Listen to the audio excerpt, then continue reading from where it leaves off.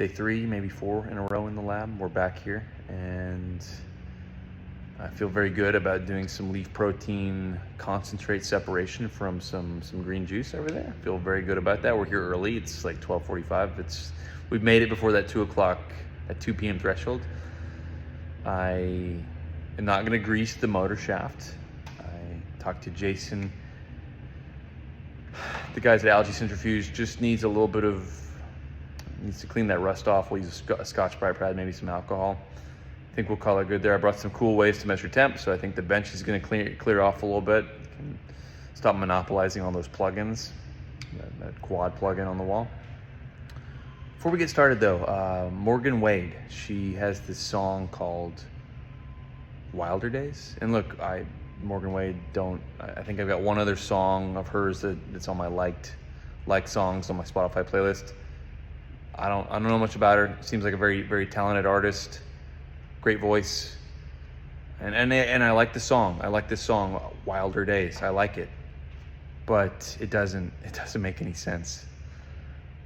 I mean, again, I like the song, but there's no reality where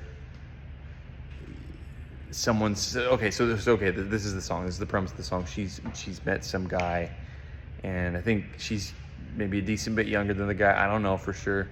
Seems like the reference she's making, and the guy kind of references cigarette smoke and whatever else. He doesn't like the smell of it anymore, and she's like, I really wish I knew you in your wilder days. That's the sort of the thrust of the song, the chorus. She wishes she knew him in his wilder days. And again, I like the song. I enjoy listening to it, but there's no reality in which that's true.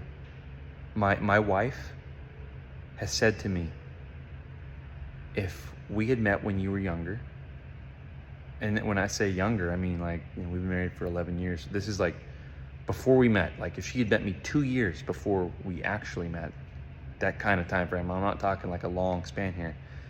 She has said, if I had met you then, we wouldn't be married. We wouldn't be together. And I say, yes, that's true. We wouldn't be.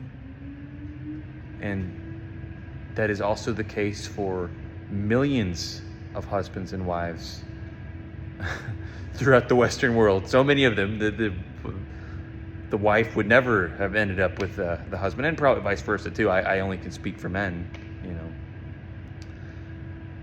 Just wouldn't happen. No way. So many men, no woman wants to have met them in their wilder days, and if they're to get a taste of that, they're like, okay, that's in her scenario, Morgan Wade's song, this is what happens. The boyfriend, he goes crazy for a night, and the next day she's like, all right, we're breaking up. I hate you. Screw you. What's wrong with you? There's something wrong with you. He's like, I tried to tell you. So anyway, like the song, Morgan Wade, talented artist, but completely, that makes no sense. There's no reality where that's true. All right, let's get some stuff out, clean the motor shaft off, and get started doing some leaf protein concentrate separation. All right. Okay, let's get rolling on our juice here. Hey, look at this new box I brought in. Got some stuff in here that I think is worth showing you, maybe. The juice, made this yesterday. It's already settled out some, you can see that in there. Actually, it already kind of looks like clear brown juice. It's not, but yeah, it definitely settled out a little bit. We'll make sure it's nice, and honestly, it's probably worth agitating while we steam inject it. But whatever, we'll leave it as is. Another power cord, alcohol. So I'm gonna have to clean this motor shaft a little bit. This is not I think that's like a 20% alcohol solution that I made up. I made that up because it was what I had, I think was 70%, and I wanted something a little bit more diluted. Just like a basic kind of cleaning spray. I think this is 20%. I can't remember. I should have written on it, but whatever, doesn't matter. It should do the job. Power cord up there. And let's see, put my little case away. I feel like I'm always kind of breaking the fourth wall when you see my GoPro and stuff, but whatever, you know. Interesting. For some reason, it just stopped filming. I don't know why. Okay. Oh, and this, last but not least, I bought this. This is like a little unboxing after the unboxing. I bought this. This is an Omega temperature monitor, and I bought it. I had a Harvest Right freeze dryer, and I was not satisfied with the temperature that I was getting off of there. They claimed to me that, you know, I could get, I don't know what it was at the time, minus 45F, and I don't think it was. I don't think it was near that cold. I think it was more like minus 25F. I needed it to be a lot colder if I was going to make any juice powders. Really, the truth is I probably just didn't know what I was doing at the time. I talked to a spray dryer specialist, and he was like, "Man, you're not exceeding glass transition. You're just not freezing it properly." Whatever, he's right. I was wrong. Anyway, at the time I bought you know, this temperature monitor, this Omega, this is a really good one, and then these I believe these are T-type thermocouples. Their range is, let's see, minus 260C to plus 200C. So plenty for us, perfect range for us. And they are submergible. So look, and they're extremely accurate. They're accurate within like a half a degree. So I'm gonna use these. This is what I'm gonna use to test. Right now we got nothing on there. I think that's right, just like this. I get it wrong, yeah, that's right. Big over there, okay. Sorry, I don't know if you can see that.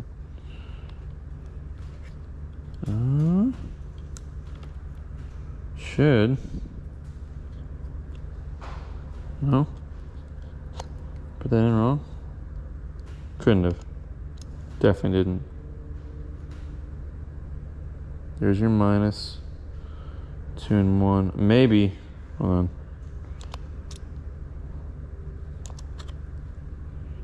There we go. Okay, it's showing about 78 degrees F in here. I like F. Even though I'm gonna have to change it to C because I think I can do that. I mean, I'm fairly certain that's submergible. It's gotta be, right?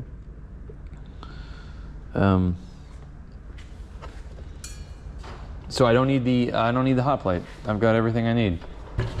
A much smaller footprint, which I'm very glad about. Put this guy back.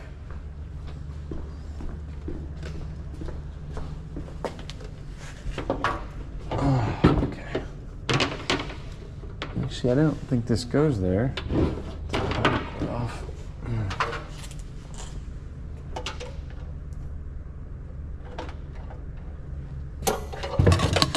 Whoops. Yep, I was right. Okay, perfect.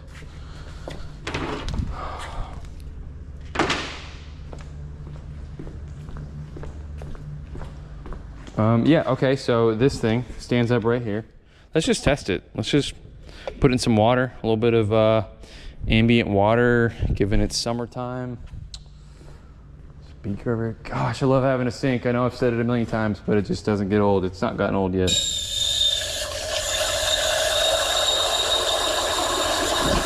Probably should test this thing on water before we test it on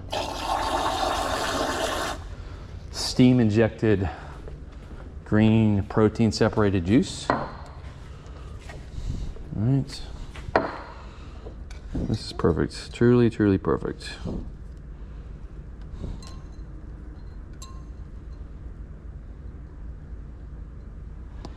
This is showing about 76, which makes sense because that's an ambient temp.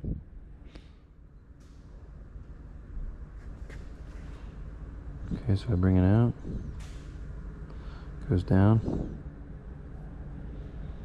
goes up. Okay, I feel good about this. I feel good.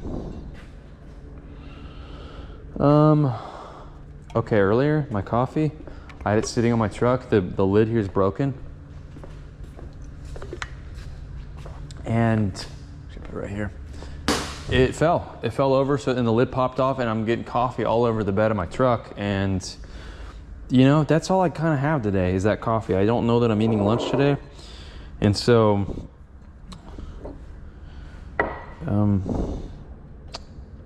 you know, it's extremely disappointing to me. A little bit sad, but I guess, you know, I guess I'll survive. All right, put this little clamp here. Okay, let's see if we can clean that rust off just a touch. Yeah, it looks like it might be getting a little bit softened up. These Scotch-Brite pads.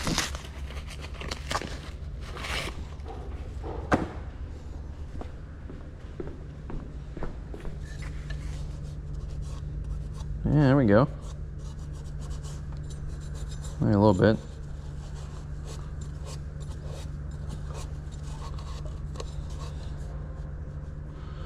Yeah, it's coming off. Need a little more work on it though. Definitely a little more work.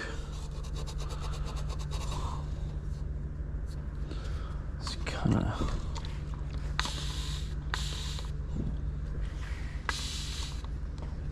Let that sit there for a second, I think. While we let that sit, did you see this settling? This is like not great settling. Not great at all, but we're gonna have to make this work. This is all we have. I do not have a pressed juice. Like, I don't know where this juice powder came from, but it might not be. I don't know. I'm not sure. It just might not be well suited for. I mean, look, we're gonna have to make this work. We're gonna have to make it work. What was that? It's kind of windy out there, and so there's always things kind of like rocking against the tin roof of this building. And sometimes I think something fell in here, and it didn't. Just the wind. That looks better. Looks a lot better. I think we can make that work.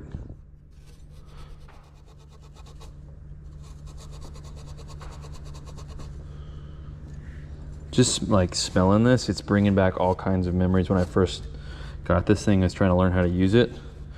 Like, okay, so the first thing I ever tried to separate in here was orange juice, and I couldn't do it. I know that sounds stupid. I just was trying to make some pulp-free orange juice, and I was having a lot of trouble with it. And I realized the reason is because I had too high of a flow rate. So this thing is rated at about 10 gallons per hour, and I was just dumping orange juice in the top. I didn't have any real great vessel to meter the orange juice in. That's why I've got this peristaltic pump. This is the perfect way to get liquid in here, but I didn't have a great way to get it in there. So I was just dumping it in, and I talked to Jason there at Algae Centrifuge, and he was like, you're putting it in too fast. Because I was getting pulp out of there. I was like, what the heck, like extremely frustrated. And then I did it.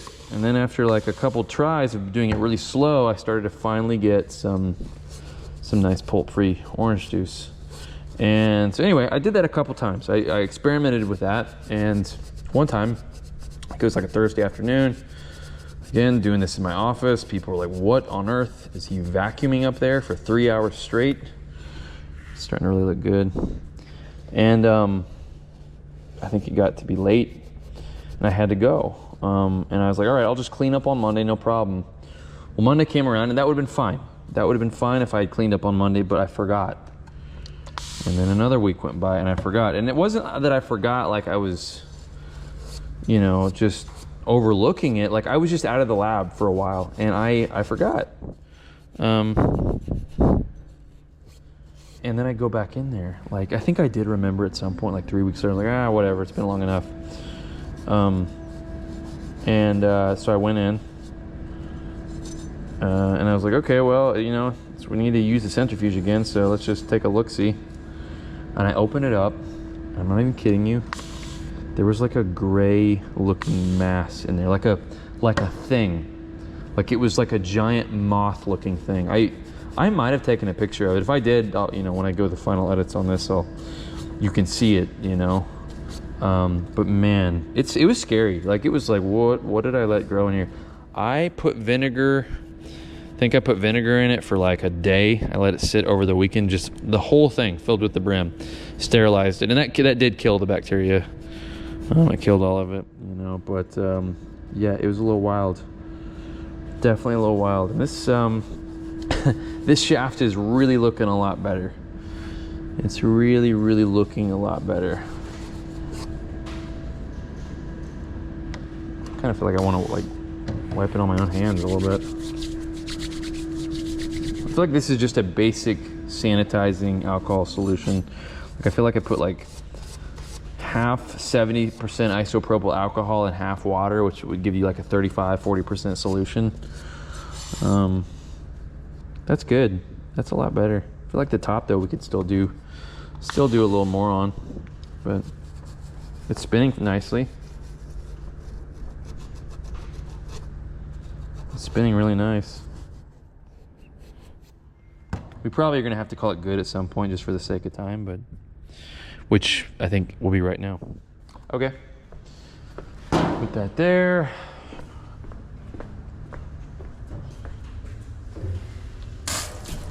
Actually, go ahead and wash my hands. All right.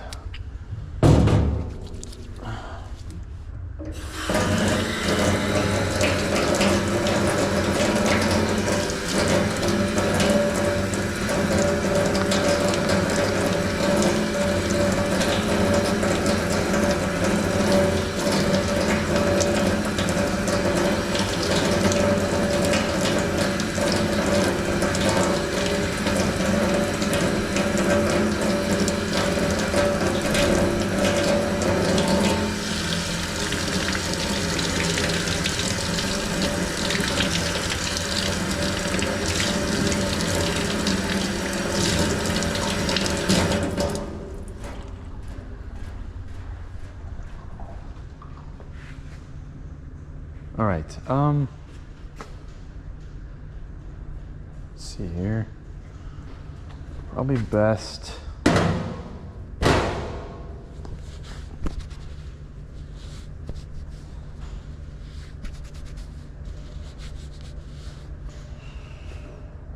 All right, beaker right there. You can go ahead and get this the way we want it. Yeah, we're in good shape. We're in really good shape. I think we're ready to put the motor shaft back on. That, I am surprised how well that cleaned. Very surprised. And what am I? I don't know what I'm saying. The motor shaft. I think we're ready to put the. Oh, those are loose. I need to get my Allen wrench to tighten those up.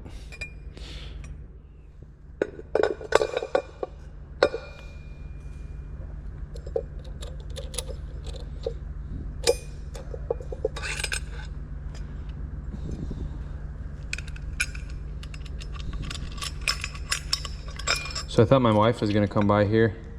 She's dropping our kids off with her parents. And I thought she was gonna come by here, you're gonna get to meet her. But she's not. There's a wreck close to the lab, so it's gonna delay her time by a good, I don't know, 15 minutes. Just enough to where she's not gonna be able to make it back by the time the babysitter time is up. So another time though, another time.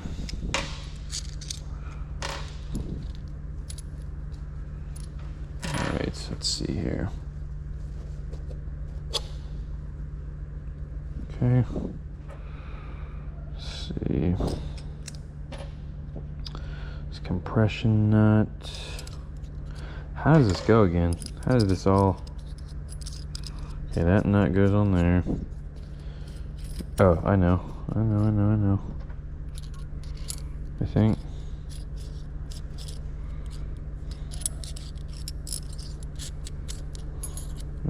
Okay, hold on.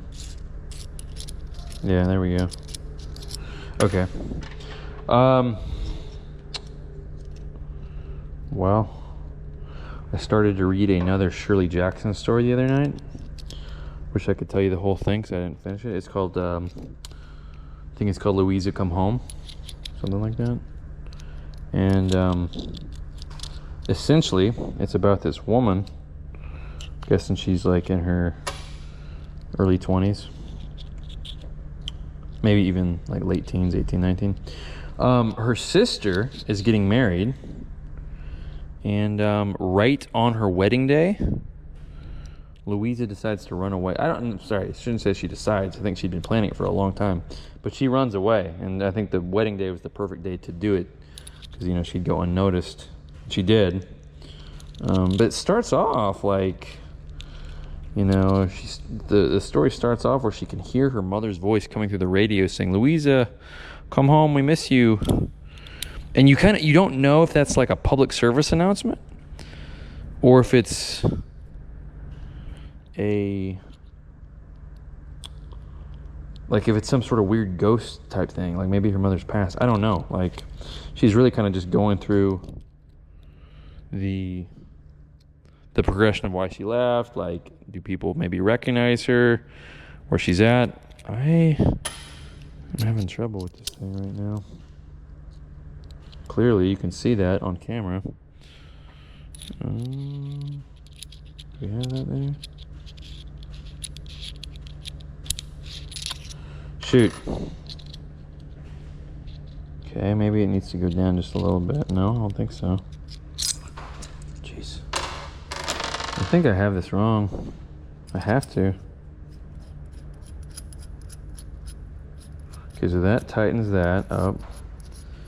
And that, I believe, surrounds it. But it doesn't go in there like that.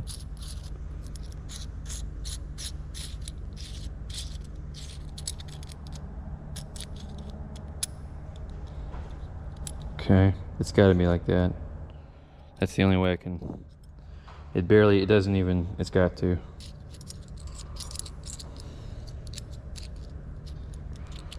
Man.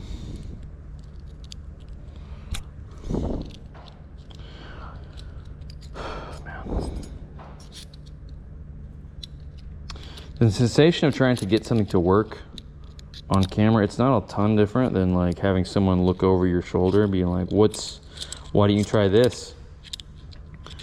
The only difference is like my mind knows that, you know, I'm doing this in front of people, but my body doesn't really understand it. So it's, I don't know, it's like I'm not that concerned about it, but I kind of am, I guess.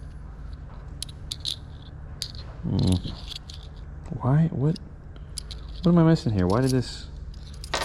All right, let's see. Let's start all over. That goes there. I know that. Okay, that's it right there. That's how it's supposed to be. Yes, now I know.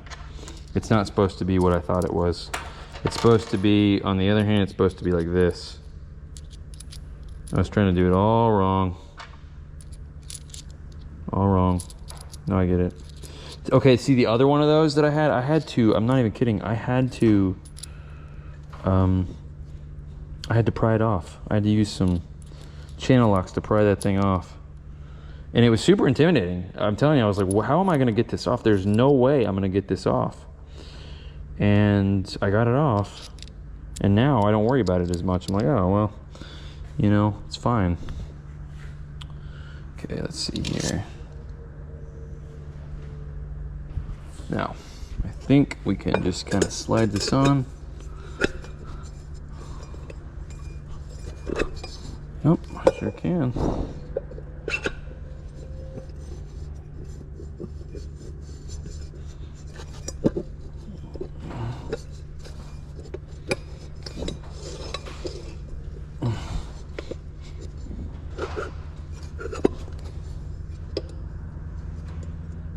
That might be good, actually. I think. Maybe not. You don't want too much space between the rotor and the excuse me. Oh, it all came off there. It's all stuck in here now. Excellent. Excellent, excellent, excellent. It's exactly what I wanted, for it to be stuck in Gosh dang it. You gotta be kidding me. I don't even have a little mallet that can get, I do have a mallet that can get in there, but I don't have it here. Okay. Well, excuse me while I go, actually, you know what? You just come with me.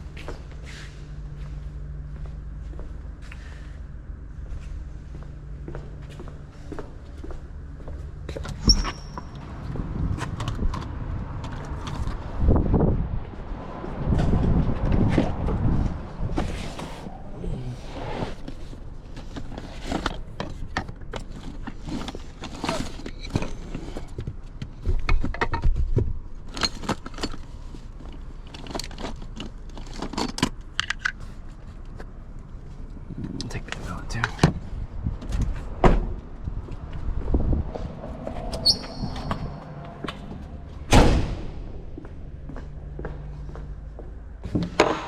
Usually it's never this hard, but you know, sometimes it is.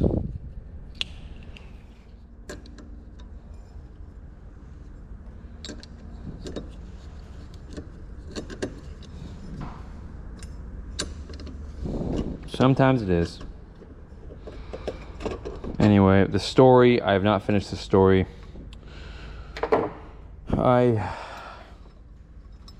Like 4 pages into it. It seems like it's a good story. I'm kind of like, where's this going, you know?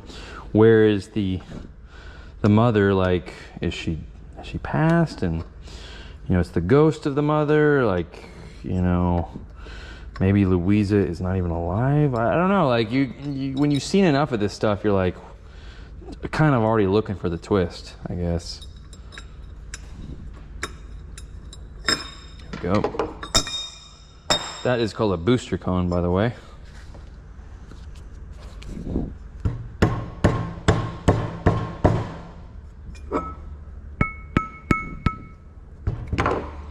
Is it really like gonna be stuck in there? Gosh dang, why is it so? I guess I should have put some alcohol on the inside too.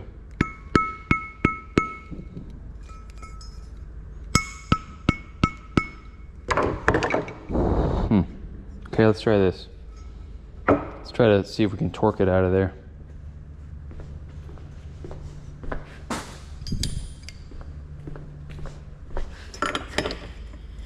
I think we might be able to.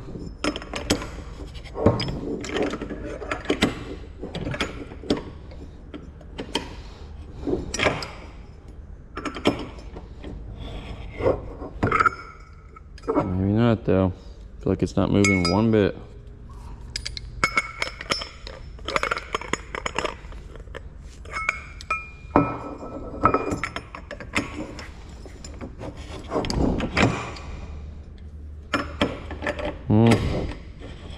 Gosh dang.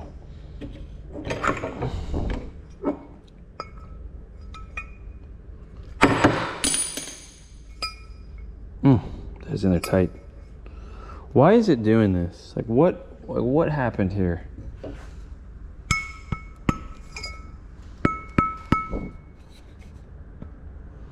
I see the torque clamp, it's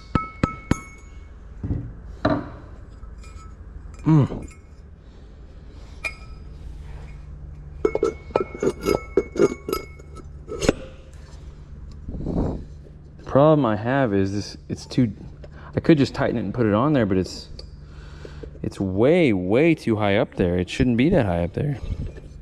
I don't even know if it's gonna spin freely. You know? Let's try this. Let's try this.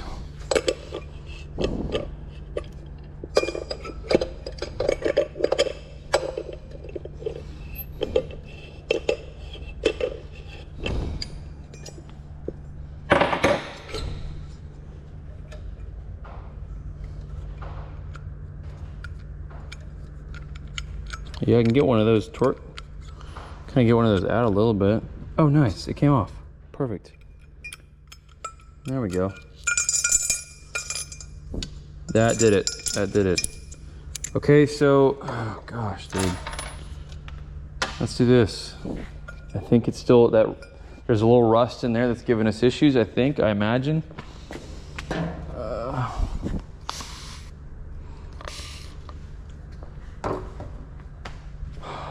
Well, I'm sorry this isn't as smooth as maybe you were hoping for. I really was hoping for it was gonna be smooth as well, but I'm telling you, this is just how it goes a lot of times.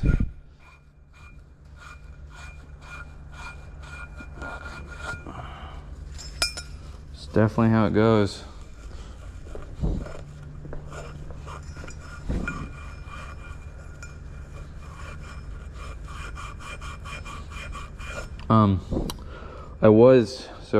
I'm a fan of Stephen King. Like his, I love, like his book It. I love the book It. Now there's a very kind of a rough, pretty bad part in the end of that book. But you know, the story overall, It is just phenomenal. And he has a new book out, pretty new. It's called You Like It Darker. And it's short stories. It's short stories, and the short stories are really good. Camera died on me there. Sorry. Well, it didn't die. The battery, I think, was overheated. At any rate, the book You Like It Darker, just a bunch of short stories. And there's one in particular. It's called Danny Glick's Bad Dream. They're good. Most of them I think are very good. But Danny Glick's Bad Dream, it is so good. Like, they could definitely, like, there's going to be a movie made about that one. Or a series, I don't know which, but there absolutely will be. Like, I would put money on that. No one wanted to do it. I had the means, I'd help finance it because I think it's such a good story. And I feel like I don't know if the story's been told before. I feel like it has to have, you know. But I mean, there's nothing new under the sun, you know. But I feel like that, you know, like I said, that story has probably been told before, but you know, I haven't seen it. But it's kind of the opposite of what you expect on, you know, most of your true crime stuff is like, and this isn't true crime, but everyone is kind of fascinated by true crime these days. It's not your typical, there's a possible murder, we got to solve it, and this guy definitely did it, and you know, how can we know he's guilty? How can we catch him? How can we find that smoking gun? It is known from the beginning. That the suspect, Danny Glick, did not do it. He has a dream of a murder, and he then goes and discovers that the dream was real. It was a premonition, and he reports it. He does his best to report it, knowing that by reporting it, by doing the right thing, he's kind of putting himself at risk. And he does get caught.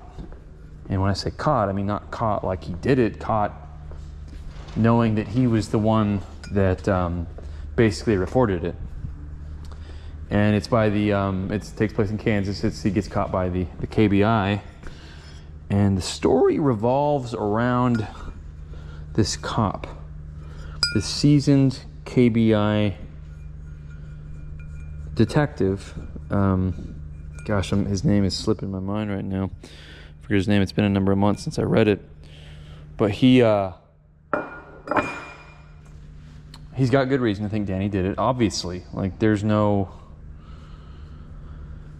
Like, the circumstances are such that, you know, Danny, he's got a dream. Like, what? This doesn't make any sense. He had a dream, and, you know, that you're telling me that's how you knew that there was a body and that a murder took place? Like, it does, you know, if you're a cop, you don't just believe that right away. You were suspicious. You're skeptical. And this cop, he's very skeptical. The problem is he never opens up himself to the idea that Danny is telling the truth, that it really was a dream. And so what happens is, as evidence sort of, I guess I don't want to say evidence, but as a lack of evidence piles up to put Danny in that spot of being the murderer, he starts to resort to more unethical, nefarious means of trying to get Danny to fess up. He starts to lose himself as a cop, and he goes crazy. Like he loses his mind. And you're sorry, I'm spoiling this for you, but you know, I guess there's the rule. If I'm starting to talk about a story, like I'm gonna tell you everything I know about it. You know, I'm not trying to keep anything. So if you know, I'll maybe just add that at the beginning so you know. But you know, it's this idea of a cop being the bad guy is a really just, I don't know. It's like one of those angles. Like, why didn't I think of that? But I don't feel like a few people ever have, and it's really good. It's very, very good. Okay, let's try this again. About right there is where I like it.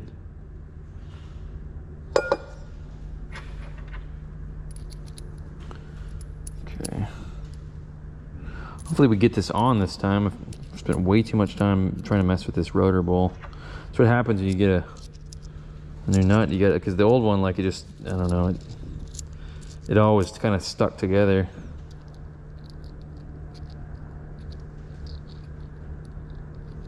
Like, I remember it all just kind of being on there, you know. Actually, I wonder.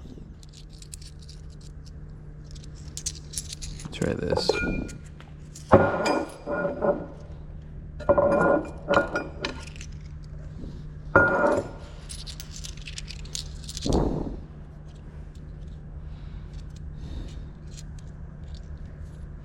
feel like I'm trying to do this the way I used to do it, with that older corroded piece on there, and I don't think that's the way to do it now. And so I'm just kind of like almost relearning the way to do this if it was the first time I was using it.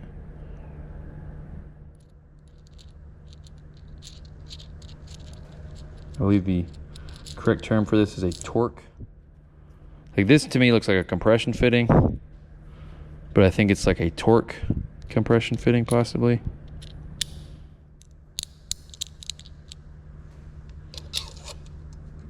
Okay.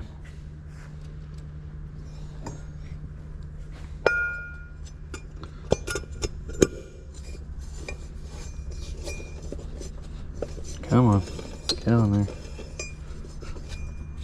Like, I can't reach it down there. Unless I'm doing this wrong.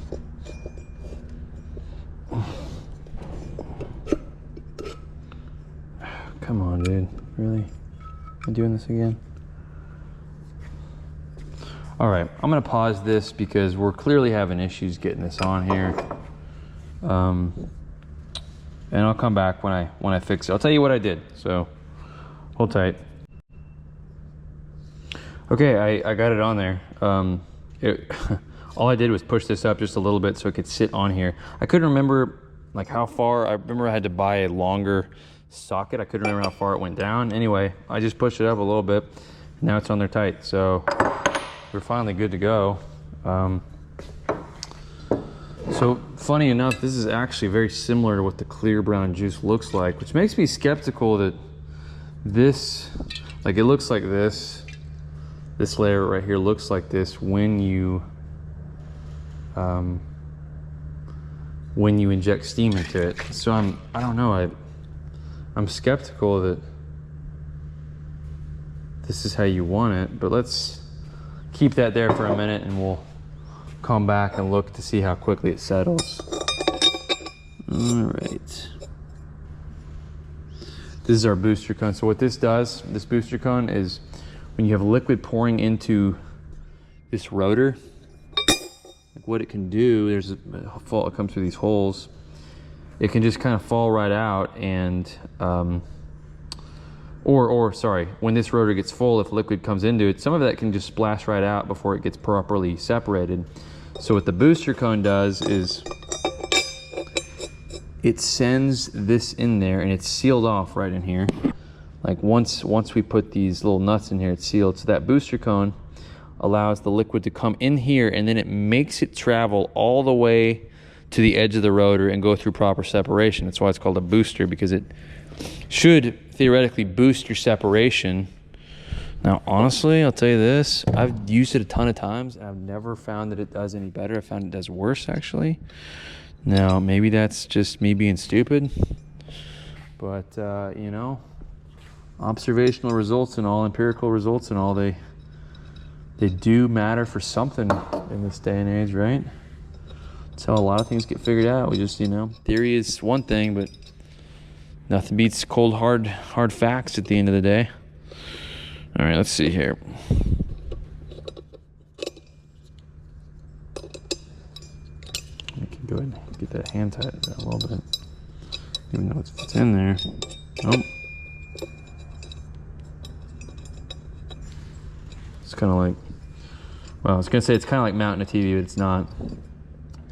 Mounting a TV is, I don't know about you guys, but I spend a long time mounting a TV because I want to, like, I feel like you got to take so many measurements, you know, like does the back VESA panel, where does it line up on the wall? And now based off where that lines up, where is the middle of the TV going to hit the eyes, you know? Like, so you're kind of measuring that, but that's not always easy to measure because it's not like it's a flat surface or anything. You know, like you're kind of eyeballing some of it, and that never works very well. But this isn't, yeah, it doesn't, we're not mounting a TV here, so it doesn't matter. Maybe another day. Although I have thought how cool it would be. This is another one of my ideas. I told you guys the other day about putting a VFD board over there. I have thought it would be really cool to put like a computer up to maybe do a little light coding, like try to do a little computer vision or something. Like, one thing I thought would be a neat program is at some point we'll do some I'll do some, this is not the right, this can't be right. I'm struggling to tighten these things. I'm gonna go smaller just to, that's not right either. You know what? But it's because this is metric and I need to be using English. Let's try that guy. And what do you know? Perfect. That's exactly why. Let me tell you something about metric. Oh, let me finish my last thought. I thought it would be cool to do a little bit of basic computer vision on. I don't know how to do. I can't code for computer vision at all. I'd have no idea. I'd have to learn how to do that. I feel like with, you know, with coding tools like Chat GPT and what's the other one that's really big right now? It's the coding assistant. I forget what it's called. It's not Copilot. It's, what is it? It's like a terminal where you can. It's a big one. Like I think they got like a $10 billion valuation, $20 billion valuation just a couple months ago. Yeah, I thought that would be cool to get a computer mount and do a little computer vision on some plate count and stuff. All right.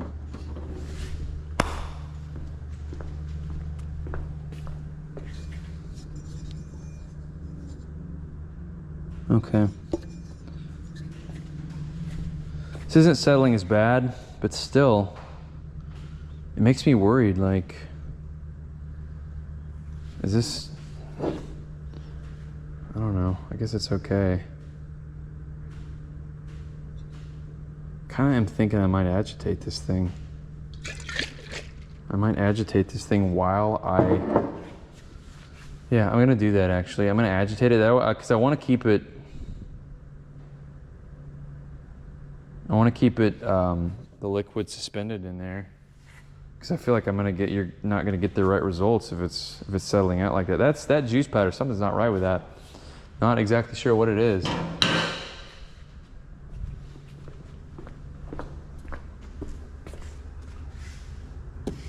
All right.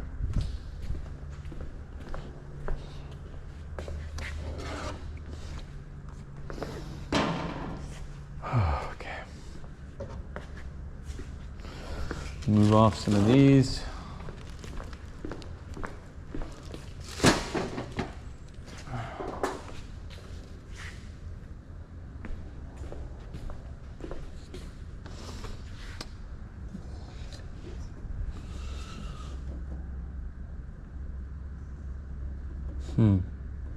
I'm just thinking how I want to contain that juice powder. I'm just going to agitate it. That's the only thing I can do. That is the best move, is just to agitate it. So that is what we'll do.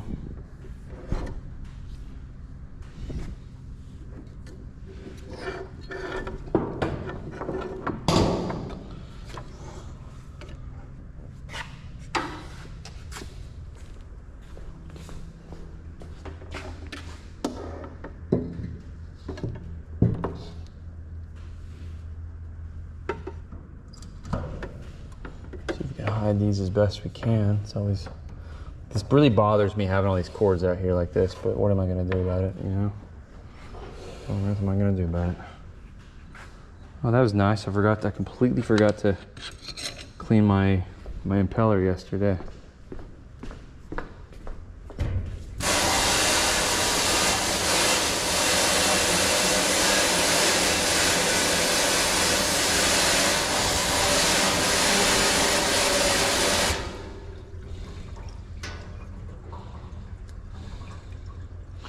I feel like there's something wrong with this juice powder. I don't know what it is, but I have not seen this kind of behavior where it settles like this before. I've not seen it.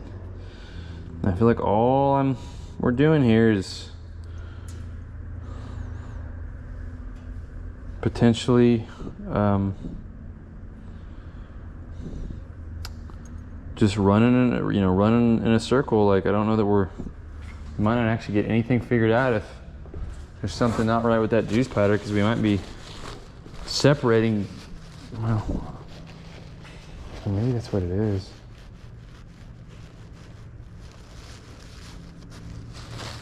I was just thinking to myself,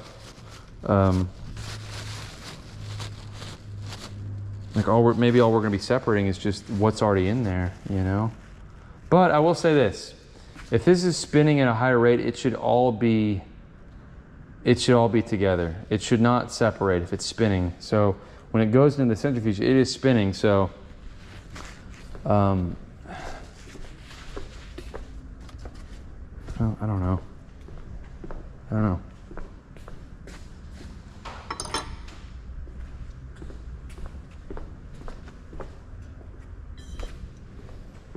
Key's gonna be, though, do not want to get that steam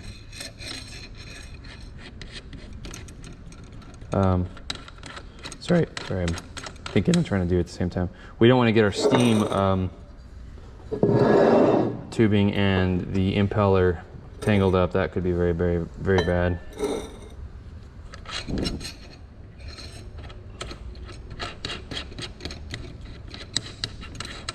Wrong way.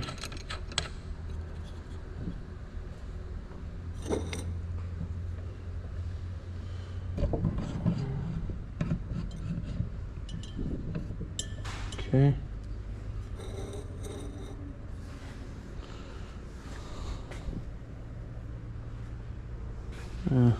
It's a little low.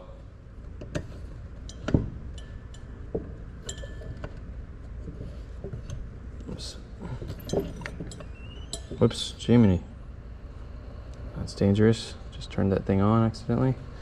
Very, very careful not to bump this thing. Jiminy.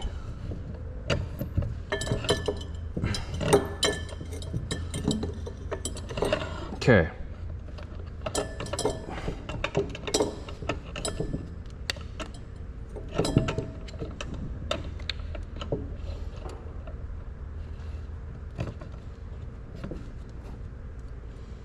All right.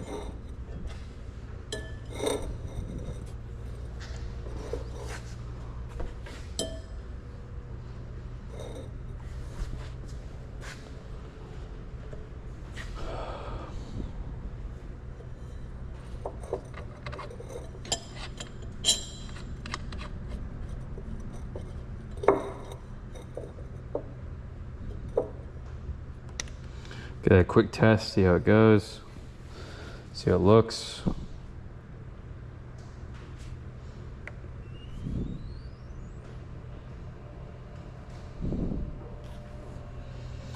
So we're down here. I think what we'll do is kind of put that about right there. That way we can put our tubing right in here. All right, gonna do that slowly. Start to agitate. This might be a terrible idea. I've never done this before, so.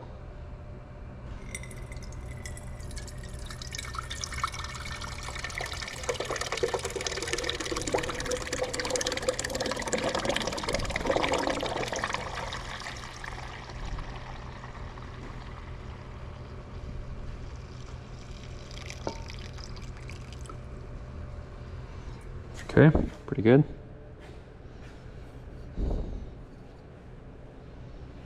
Okay, so now you see it's a suspension, or a that our juice powder is suspended. It's not separated. It's homogeneous. Let's go ahead and get this thing rolling. Plug that in.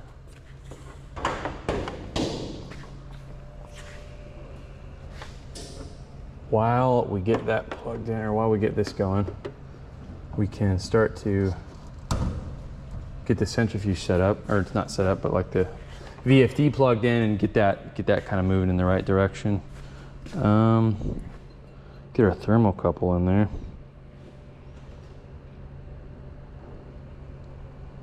Put that about right. Gotta be real careful. I do not want that thing getting caught up. All right, let's see here.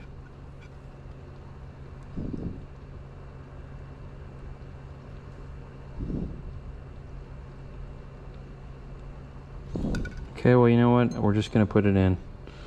The temperature is where the temperature is, or the probe is where the probe is. This guy will work.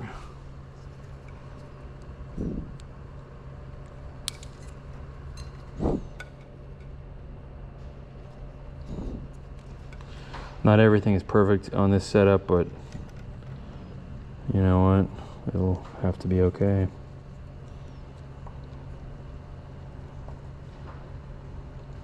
There we go. Come on, buddy. Get on there for me.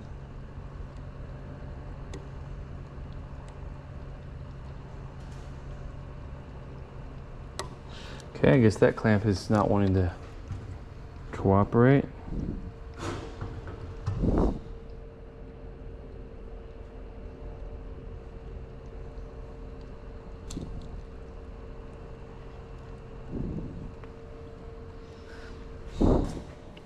(74 F). All right, this guy is plugged in. Yeah.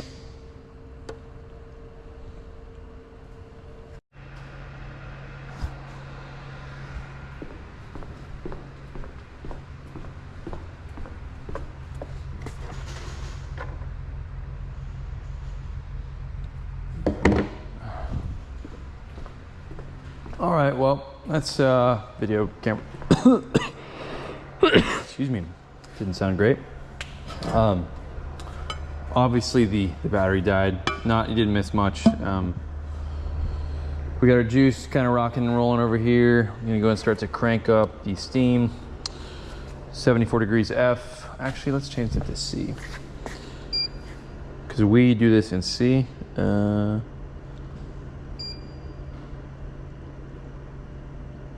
you gonna change on me?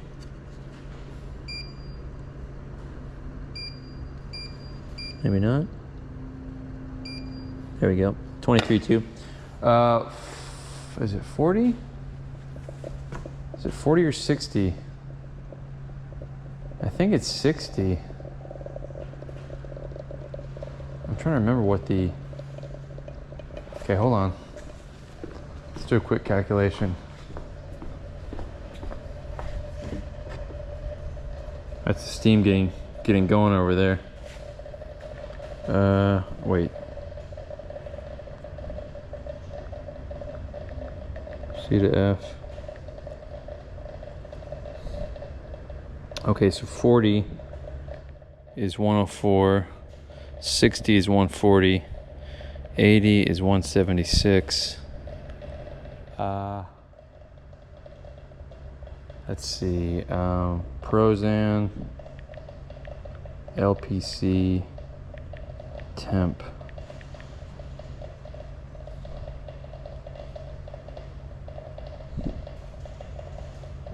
That's not anything at all. Okay, this is telling, okay, no. Okay, hold on, let me find this. All right, I figured it out. It's 60C. And that seems about right. Gonna go ahead and I think I told you yesterday, you gotta crank the steam up slow, otherwise it will blow through there. You'll start to get that safety valve opening up, and it's not great. So you gotta do it slow. 23, so we're shooting for 60 right here. This is a decent sized vessel, so I'm guessing it will take about 5 minutes to get from 23 to 60, or I think that's roughly 75 to 140. So we're looking at about a 65-degree change in Celsius. Oh, let's get this thing going. Might as well get this thing going. 'Cause I'll tell you what, once I separate that, I'm gonna be making more and then cleaning this. So let's do this ready. Let's move this guy back. Can we? Oh.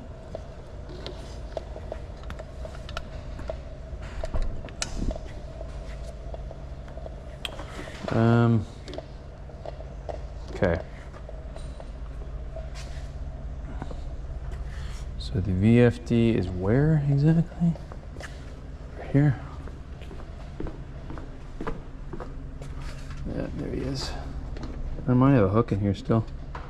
Nope, I sure don't. Let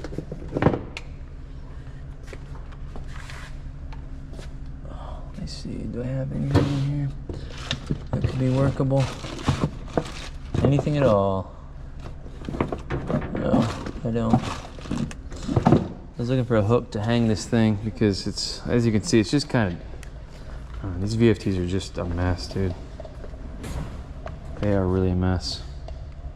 I'm just gonna lay it on its side. That's the best I can do.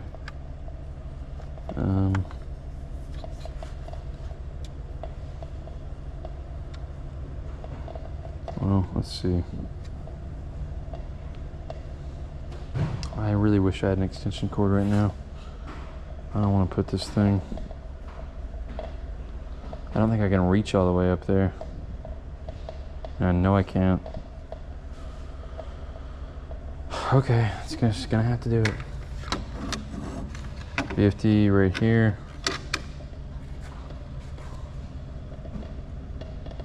Let's do this actually.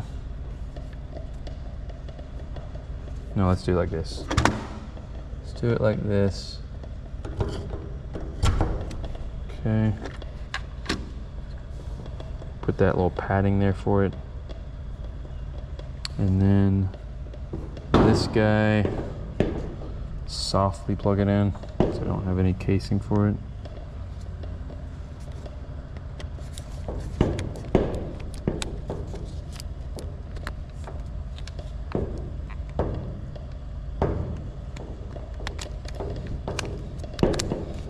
Nope. Set that gently.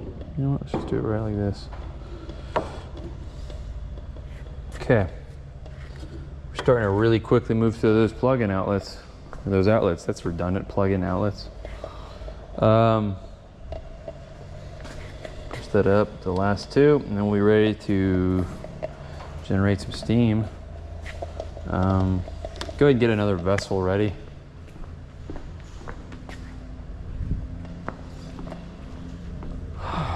Okay. This will work. Call it maybe 1,000 this time. Oh no, look at that. I knew I'd heard it the other day. I heard it crack. I can't use that.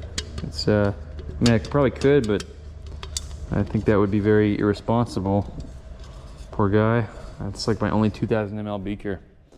And he's going in the trash because he's cracked. Got this guy, but man, he is huge. It's my tubing for my centrifuge right there. I wonder, please tell me, I've got to have another smaller one than this guy.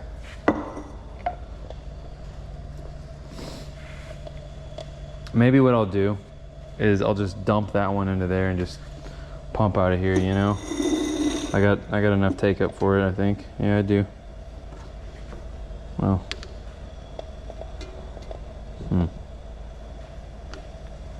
We could do this.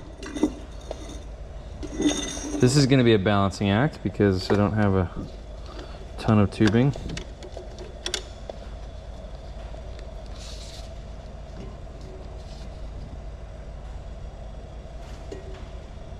Need more tubing for this. I was not expecting this.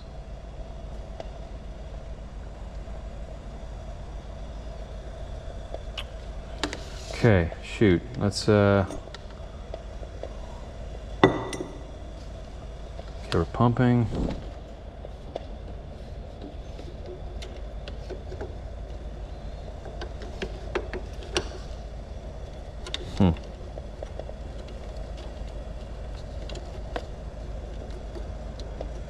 Well, so the problem right now is that this is the only tube I have. This is the only tubing I have to move this liquid, and I have this gigantic beaker, which is just a little bit too big.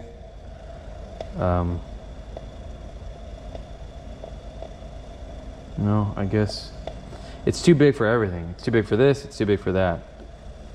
But I refuse to let this be the, you know what I'm gonna have to do? I'm just gonna have to use this small guy right there. I'm just gonna have to do that. It's my only option, and then just I'll dump into it, you know. I'll pump out of that. I'm gonna pump from here into the centrifuge, and then I'll mix here. And then any extra stuff I get, I'll just pour in there.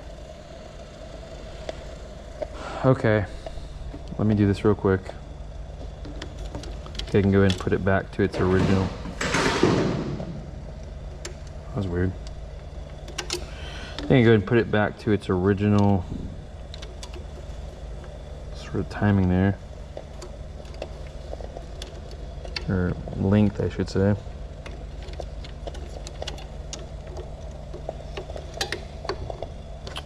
Okay, we'll pump traditional. Pump from here, go to there. Pull this over just a hair.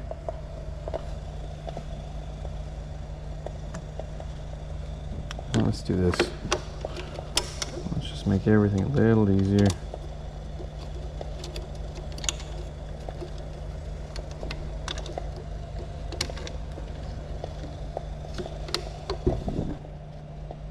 Still not exactly what I want, of course.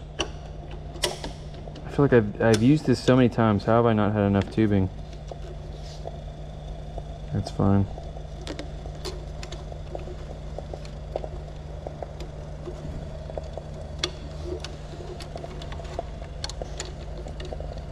If I had more tubing, I'd cut it, but it's still at the lab, or the old lab. This is the lab now, isn't it?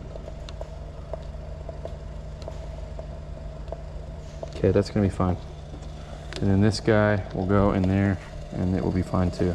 All right. I think we're ready to do this. Let's go ahead and, this is always a little bit violent when this first starts, so just keep that in mind.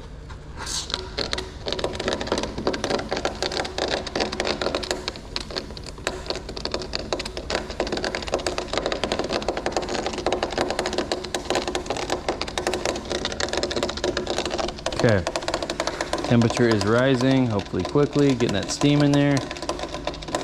25. We're going to 60, remember. So while that's doing that,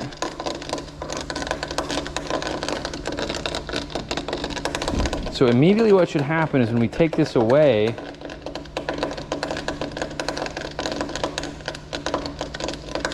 we should start to see some agglomerations occur.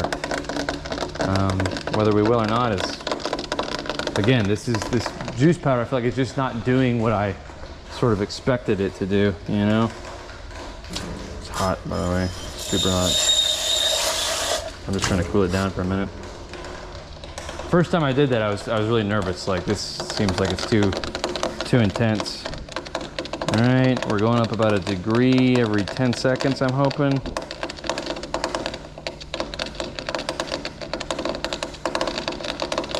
Maybe a little quicker.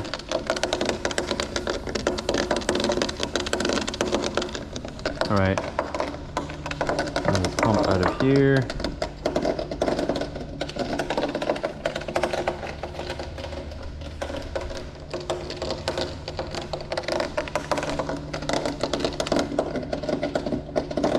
Into here.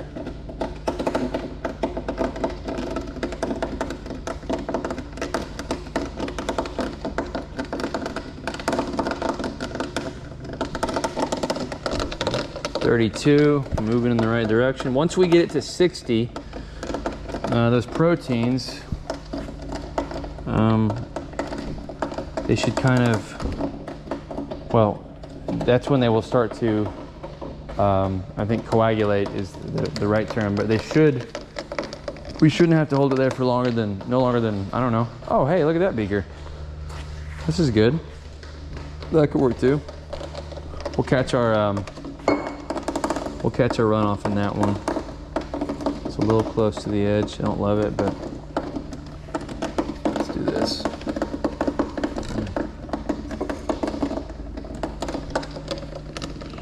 All right, what are we doing here? What are we looking at? 36. I'm pretty sure around 40 you might start to see some movement over here, like some agitation, I mean, it is being agitated, but some like distinction between the juice and maybe some coagulation of proteins.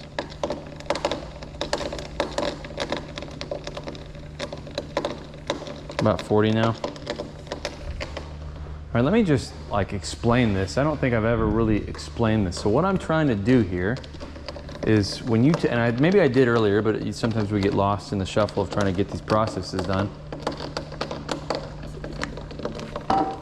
This, that alfalfa juice powder should be around 22% protein, the powder itself. So if I took the powder, run it through a protein analyzer, burns off the material, and I think the nitrogen content gives you an indication. If you do that, it's about 22% protein by weight, okay? So the goal here, what we're trying to do is extract just that protein. This first stage, and this is a well-known process called the Prozan process. George Kohler started, trying to experiment with protein fractionation back in the 50s maybe, actually. And they found a two-stage process to extracting protein. One was for the first stage in the Prozan process was for leaf protein concentrate, essentially pulling off the protein, the chlorophyll and leaf protein base from the juice, which is what we're doing now. After that, you remove that kind of plant-like protein. I mean, it's all plant protein, which is I think around 47 to 50% protein by weight. You remove that off, and what you have left is what's called a clear brown juice. CBJ. That CBJ has within it an isolate, Rubisco, which is on the order of, if you can get it out of there, like 85 to 90% pure protein. But it's two-stage, and so this is the first stage. We're trying to get the LPC out of there.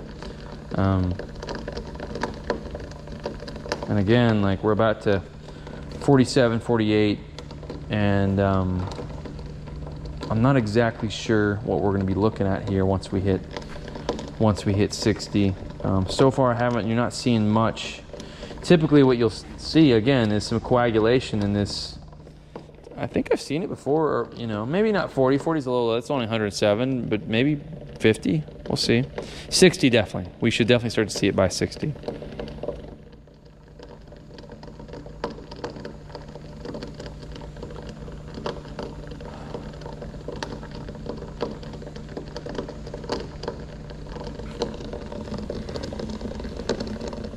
It's definitely, it's not splashing yet, and I don't expect it to, but it's up there, you know?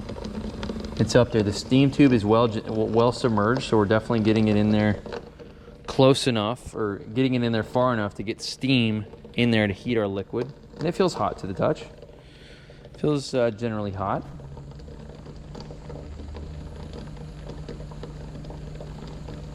So once we hit 60, we'll let it go for about a minute or so. We can time it right here. So we've been agitating for about 25 minutes. Thing is, when you're doing this like on a production scale, like you have steam injection to a level that like it can change the temp within just a few seconds, I believe. Like it basically, the steam it knocks it out of there. It knocks the protein out of there. We can't really do that here. We're doing the best we can, but got a little I don't know, I think that's just some kind of condensation right there. Just gonna clean that up. We're getting close though, we're at 55.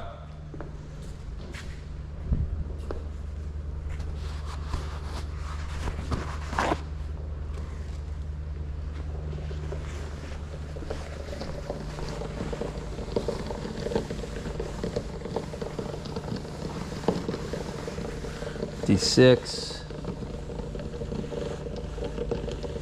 Very careful not to exit. Like it's right there on the edge. I mean, it's definitely coming over just a little bit, you know. I can see it. We put a little bit too much liquid in here. That's all right though. It happens. The fact that we're getting so much more spillage though tells me that something's happening in there, I think. See, like I touched that and there's no material. There's no, certainly not any fibrous material because it's a juice powder, but there's no particles coming off of that. 59. And 60. All right, so we'll let that sit for, get up to 60 and a half, then we can stop our steam.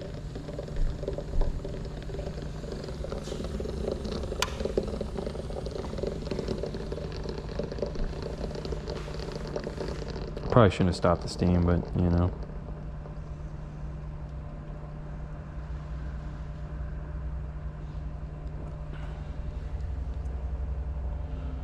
Really hot, really hot.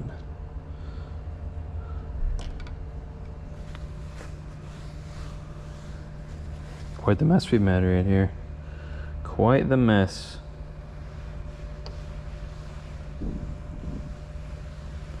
Almost there to that 1 minute mark though.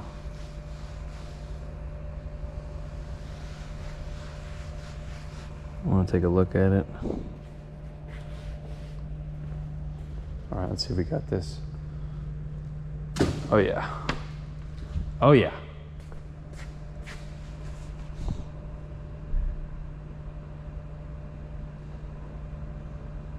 Okay. 3, 2, 1. That's good.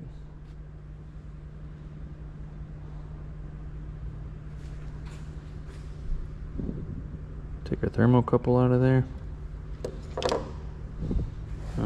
Lift this up.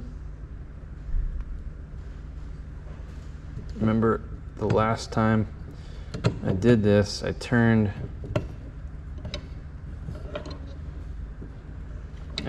the overhead stir like off of its base. I mean, not off of its base, but it was, gosh dang it, this thing slides on you. It was like this. I can't do it because it's, the impeller's in the way.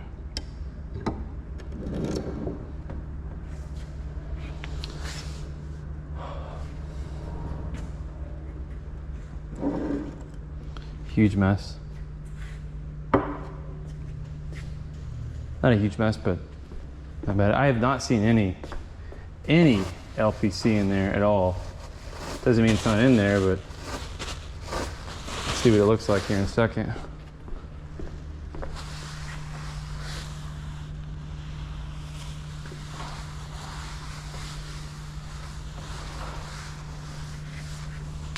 Yeah, okay, there it is. There it is, absolutely. See that now? All around here. That's all leaf protein concentrate. And it's, see, like I took it away and immediately you can see it. Like it had what, I don't know. Is that still going? No. But you can see, now you can see that line right there. Distinctive line.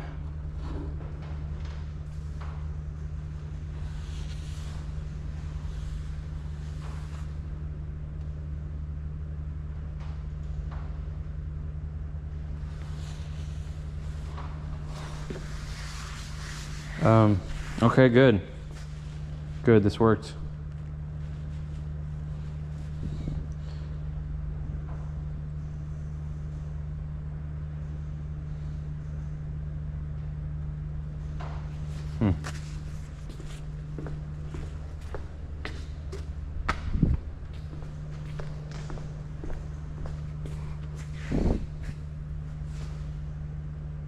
We're ready to separate this.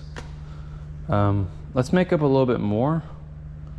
Let's see here. Let's go ahead and get our steam going again though. We need to get our steam going again. Go ahead and start it slow. I definitely not gonna fill it as much. We'll do 1,000 ml this time. I think 4 is enough. Yeah, that's good. That's really good. So let's see here. That's gonna catch our runoff. Let's make up a little bit more.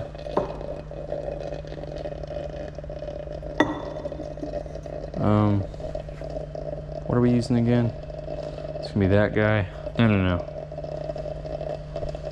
We're not pumping from here, we're pumping from there.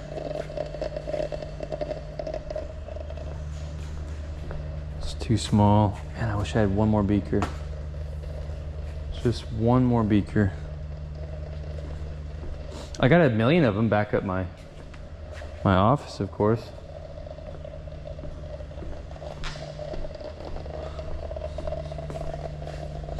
Yeah, you can really see that separation right there now. You know what? Do I have anything else? Do I have anything else at all? Nothing?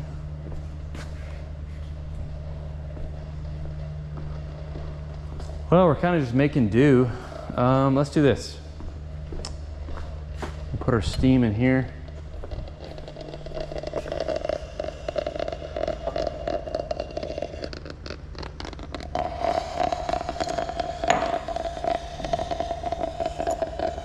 Put our steam in there. This will become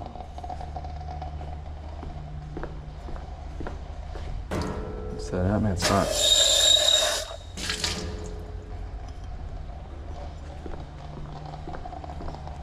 This will become, dude, I just love being in here. Like, this is so great. I hope some of you are enjoying kind of being here with me as I do this. You know, like, this is awesome. This is really cool. I'm very blessed to be able to do this. Anyway, I just like, I'm very grateful for this. Okay.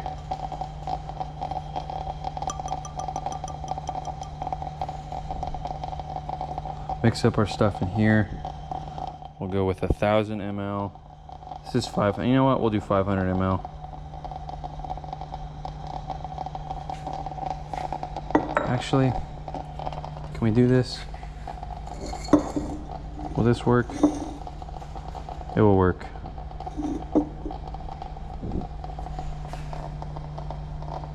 It might not work great.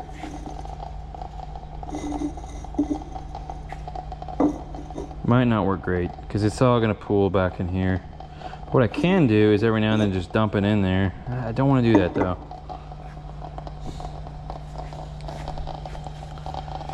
Okay.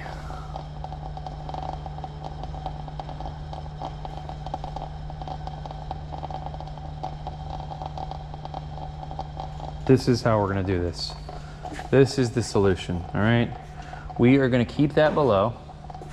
That is gonna catch our liquids. This we will use for more mixing. Yeah, well, sure. Actually, this will pump out of, I think. I want to show you something real quick though. I want to show you something.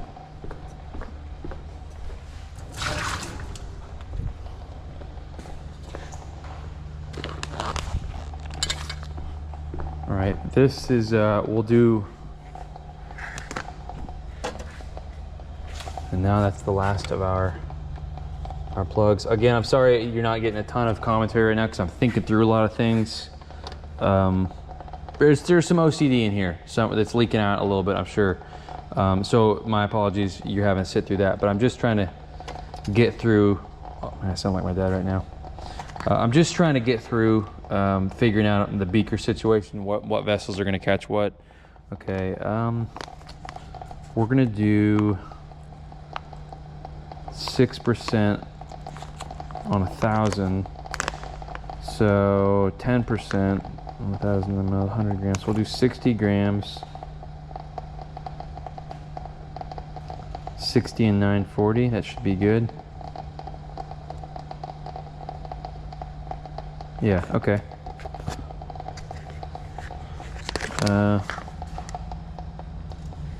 Yeah, 60 and 940. Let's fill this up.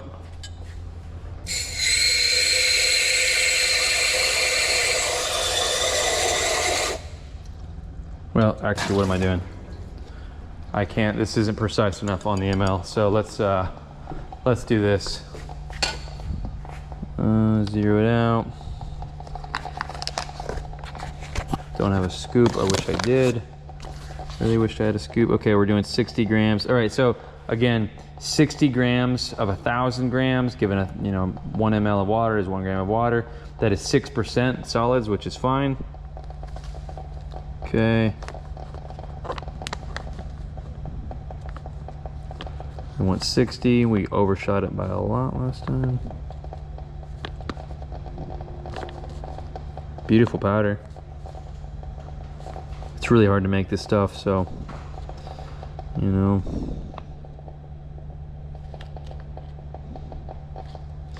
though I was a little kind of skeptical earlier, try not to be, you just have, it's when you get into this field of trying to make these things, you realize how difficult it is to do it consistently. It's very, very hard, and people don't realize how hard it is, and so try not to be too critical. But sometimes it definitely will be. So, all right, 60 grams. Let's fill the remainder up with water. We're gonna hit the 1,000 mark. Ooh, look at that dust coming off of there. Remember, you guys? Okay. I was telling you about that shelf over there. Well, I'll get back to it at some other point. But anyway, I've got 885. We're going for what? What do we say? 940?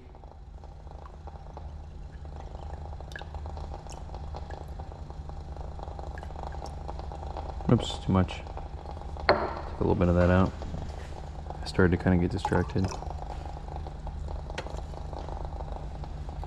Close, very close. Probably good enough, but all right, that'll work. Now 60 grams. Call it an even 1,000.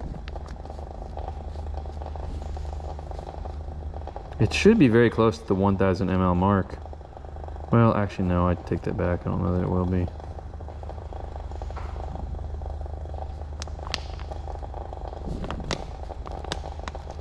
I mean, yeah, it should. It should.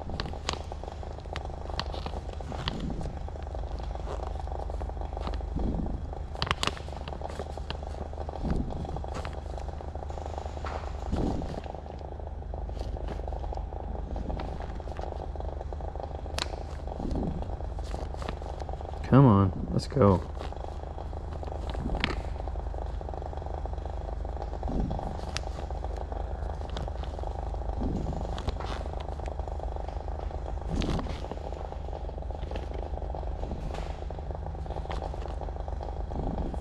Come on, come on, come on, come on. I'm gonna overshoot this if I'm not careful. Oh gosh, that's close. Come on, look how close, look at all those nines. You see those? All right, that will work. That will work. It's starting to dissolve some. So look, let's see.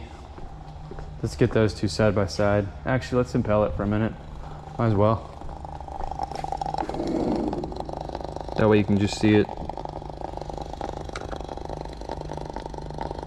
That is a tight squeeze though, isn't it?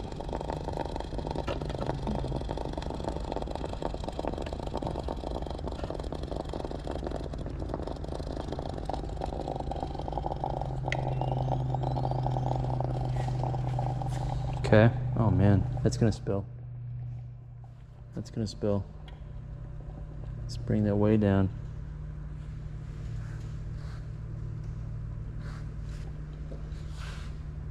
We had to. I mean, again, my beaker situation is not ideal.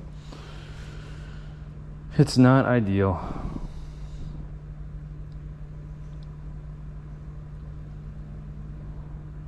I'll let that impel for a minute. Uh-oh. I think we're out of water over here.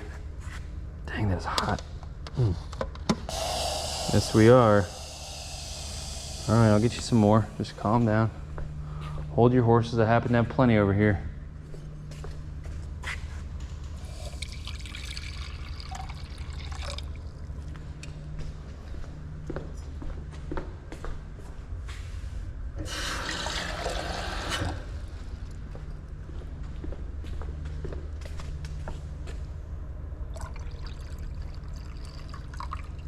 Okay, keep you fed. Generate your steam. Oops, wrong way. Did I put that on the wrong way? No. There we go. Okay, should be good. Should be good too.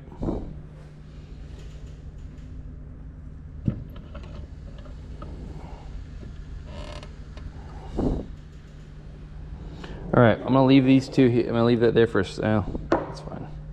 Leave it there for a second so you can see the difference between the two. Now remember, that one's separated.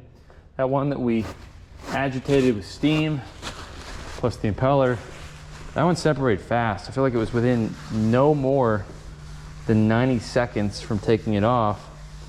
Okay, right now, I don't have a timer on me, but we can sit there and just kind of look at that for a minute.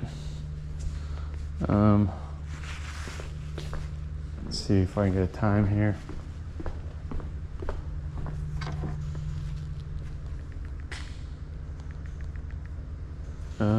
Clock, whoop. Hello. No. What's going on? Hello? Hello? Hey, yeah, what's going on? Okay, hold on.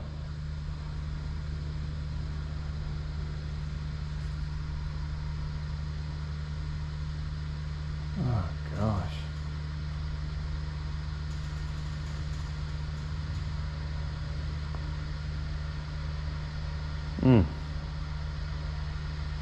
Shame. It's terrible.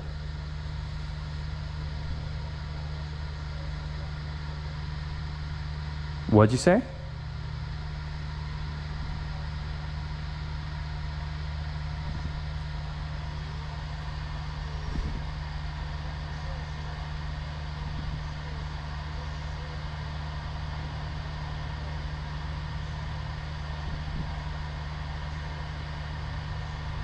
Yeah,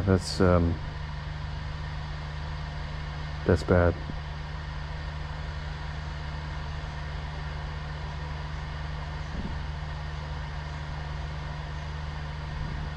Yeah.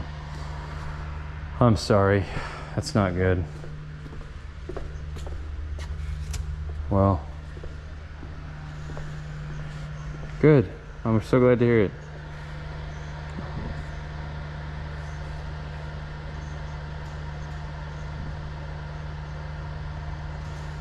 Yeah.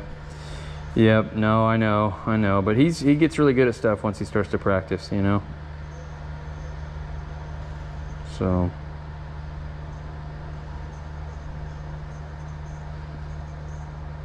Right.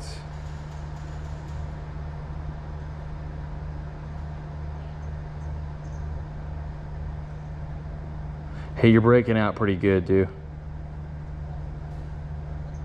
Yep. Okay, that sounds good. Okay, bye.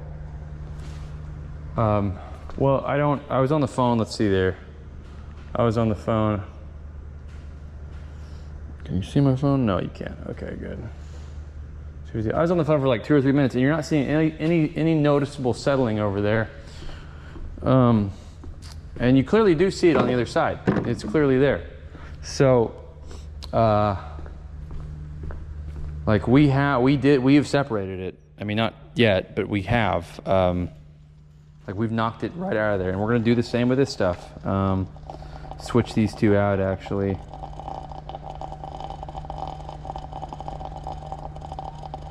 Yeah, at some point we'll switch these two out. Okay, let's go ahead and start to move this on out.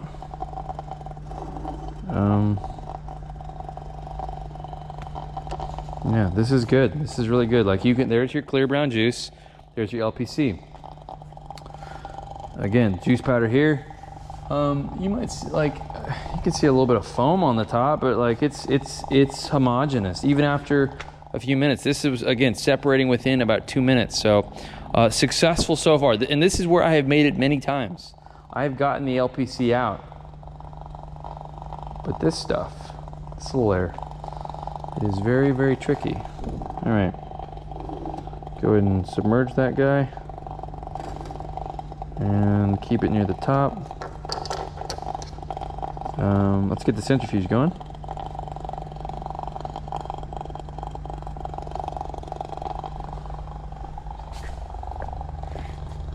Turn this guy on.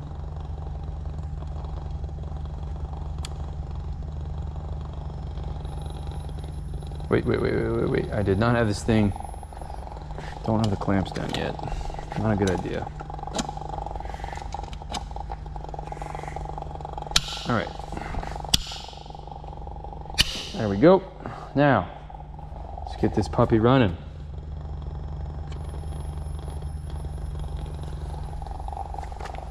This stuff.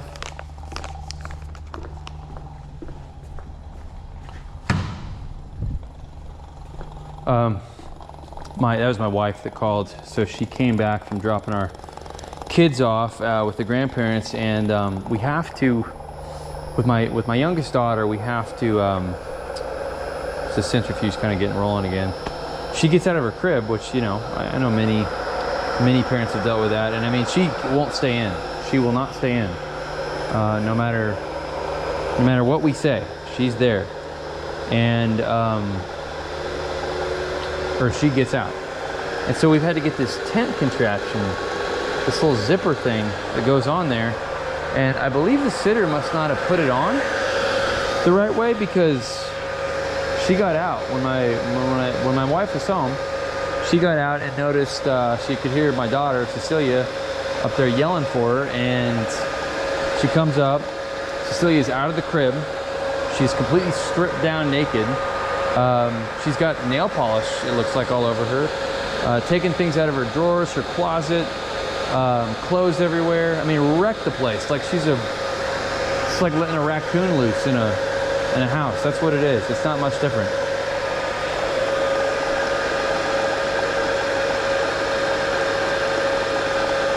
So yeah, that's typical ongoings big family. You're always gonna have one that's a little bit crazy. All right, let's see here. Again, no settling. I'm happy to see this, very happy to see this. Centrifuge should be in good shape. Where is our, there is this guy. So it's gonna catch our liquid, our CBJ. That right there, we'll dump it into that guy, you can see that guy. And I think we're ready to start. We gotta go,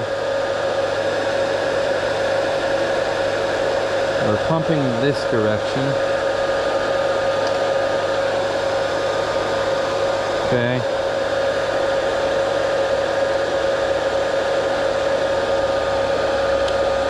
Uh-oh. This guy's not plugged in, is he? Alright, what do I got unplugged? This guy has to be plugged in. Centrifuge.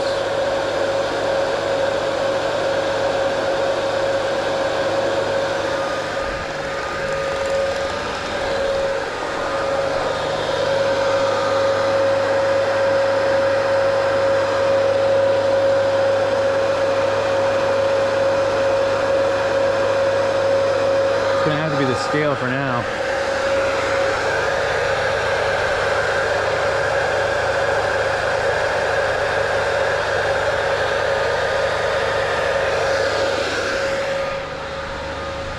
It's all right, I don't need it.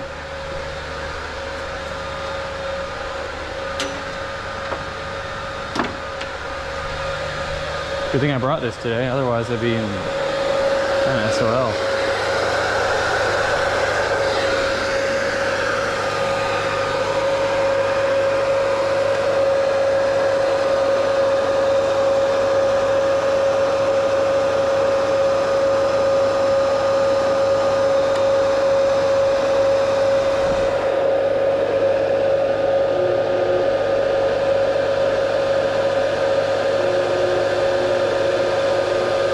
All right, we are moving liquid, but not quite. Maybe we are, yeah we are. It's moving, excellent.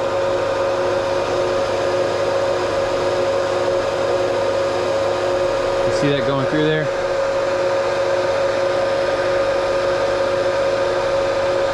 All right, perfect. Again, we're looking really good over here. It's been plenty of time. Go ahead and jack that up to the highest degree. Get our thermocouple temp going again.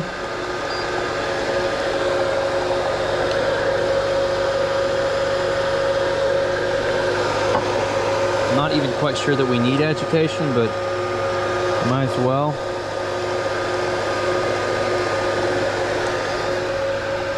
Actually, I'm not gonna agitate it this time. I'm gonna hand stir it. That's all I'm gonna do. It's gonna be a little cleaner that way. I know it's a little risky kind of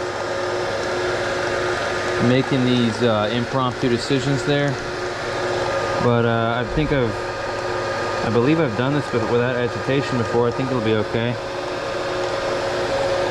Without mechanical agitation is what I mean to say. All right, as liquid starts to go through here, we are going to start to see,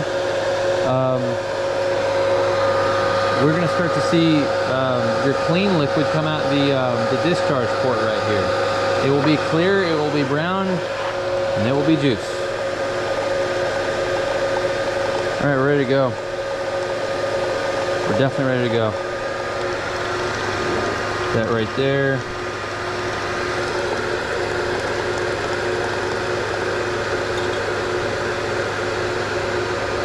Definitely a little hot.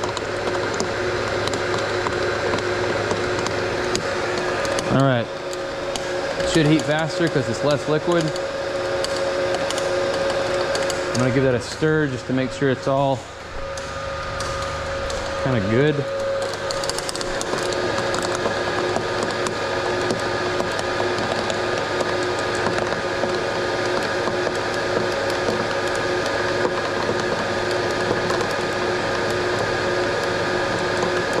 This is a lot cleaner this way. I like it this way. I don't have to worry about the impeller.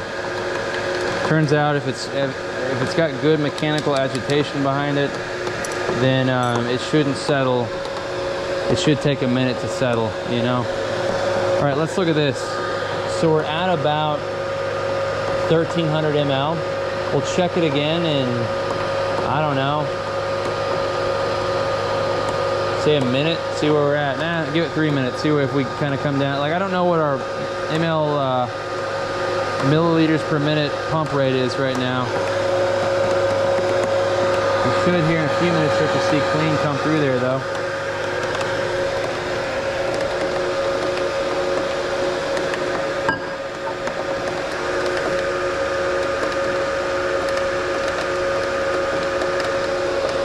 I wish I had a chair right now. Really wish I had a chair.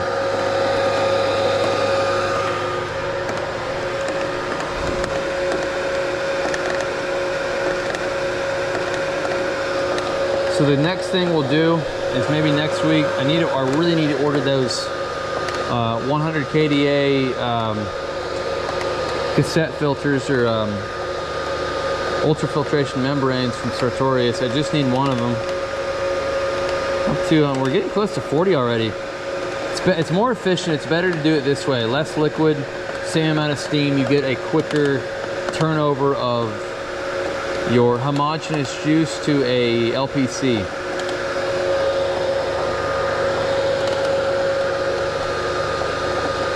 All right, down to about 1200 already.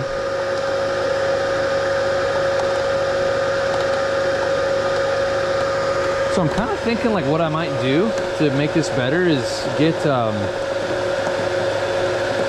like I get maybe another GoPro and like put it on a little mount right here, get them up close. Like, I don't know, like I'm not doing this to make beautiful documentary award-winning videos. Like, I want it to look nice, but you guys are seeing everything, so who cares if there's a little camera right here, you know? Like, I might probably get some really good shots of it up close. Same thing here, coming out. We could do some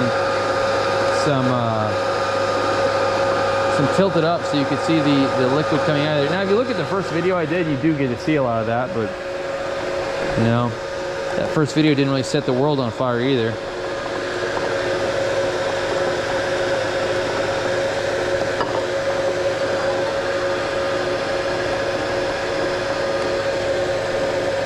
This is looking really nice. I feel really good about this. Go ahead and agitate that just a hair. So by the way, when I say agitate, what I mean is to mechanically disturb the liquid or the powder, whatever it is. You're moving it around. You're upsetting it, if you will.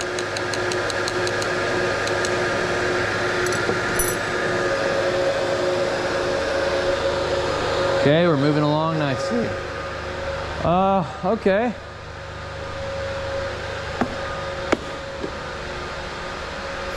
I don't know what, like there's some things I could probably be doing while I'm waiting, but I got about 10 degrees left, so I'm gonna move that off here in just a second.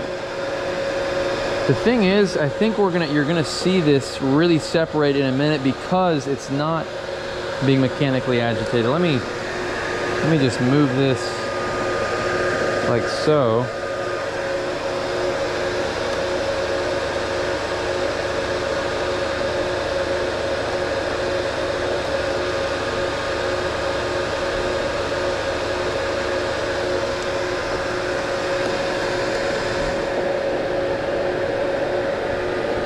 So you get a better view of this.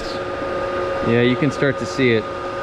You see the kind of the green on the side there,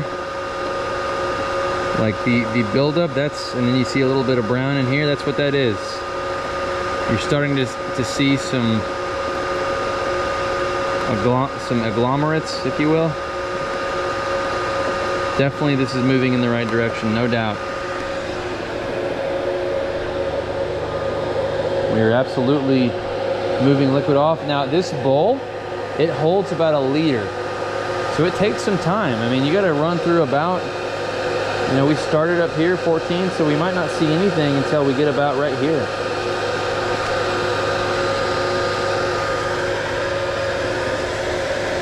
Yeah, look, you can definitely see a demarcation here. You absolutely can see it now. Oh, all right, that's gonna call that good. We're gonna shut that steam off. We're well into the 60s. No need to bake our product there.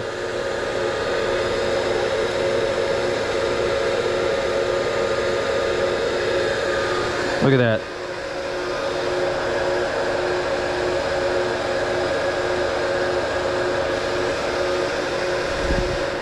This is perfect because you can really get a kind of a better view of what this will settle into now that we've steam agitated it. So here's the thing. We've seen separation here. We're gonna make a clear brown juice. We're gonna make more in just a second. But I've never been able to get it. I've never been able to get the proteins out of here, at least not to a meaningful level. And I believe the thing I've messed up on is I have not concentrated this, which that is where these membranes will come into play. I think those membranes are going to allow some serious concentration. I hope. We'll see.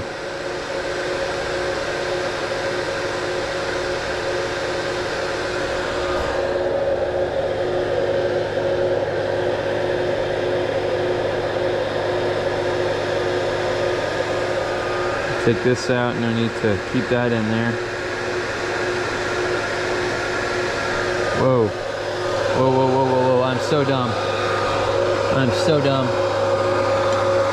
I've done this so many times, it's not even funny. Gosh dang it, so stupid. You see all that? That is like clean.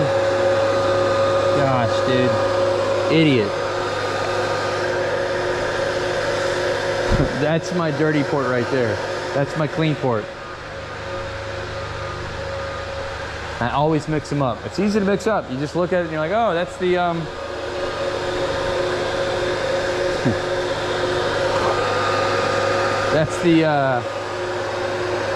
that's the clean port. It's the one I can see. Nope, nope, that's the dirty. So I'll explain that in a second. Let me clean this mess up.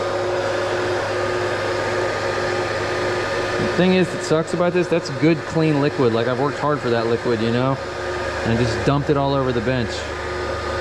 But you know what, you got to see it in real time. So I guess maybe you're welcome, I don't know.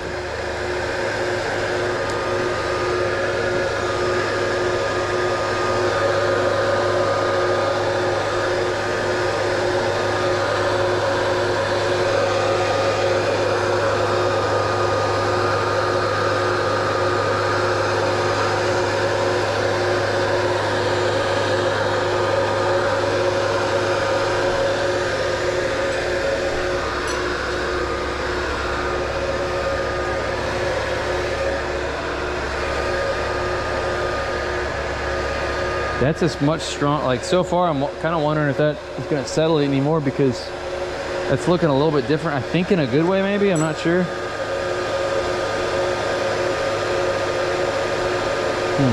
Gosh.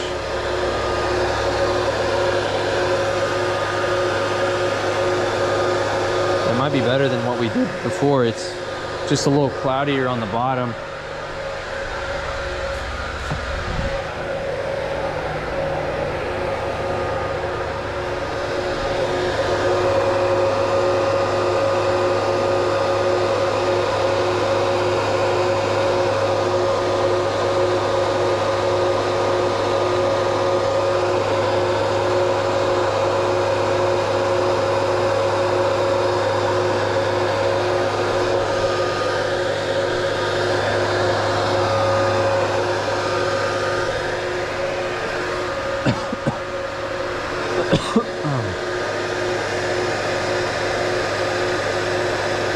Interesting.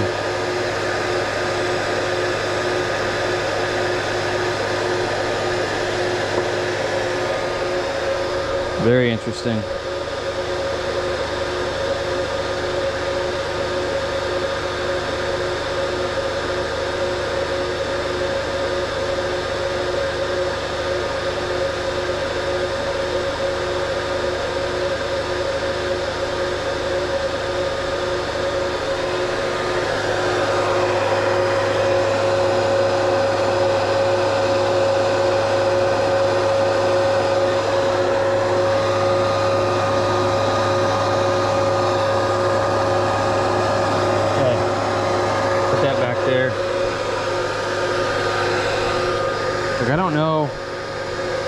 See, if you notice there, it's a much darker layer.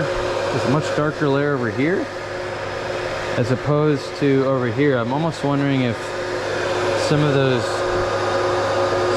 juice, like it got rehydrated in a way that's not conducive to good separation, because this is I think a better reaction over here.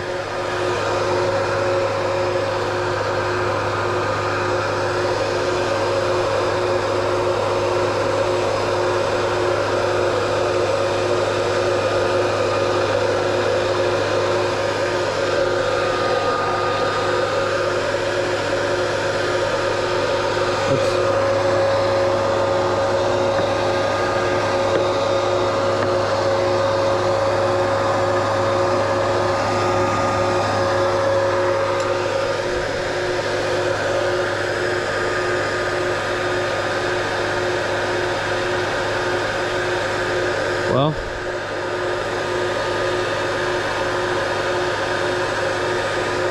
let's keep it going. Look at that, look at all that.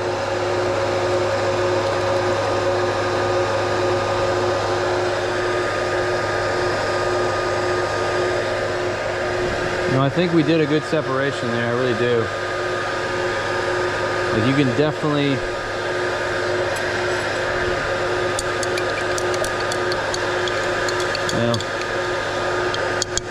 see how long that takes to settle out. So remember, we did it earlier, it did not settle. Like, it was there. We're gonna make some more. Dude, what keeps happening here?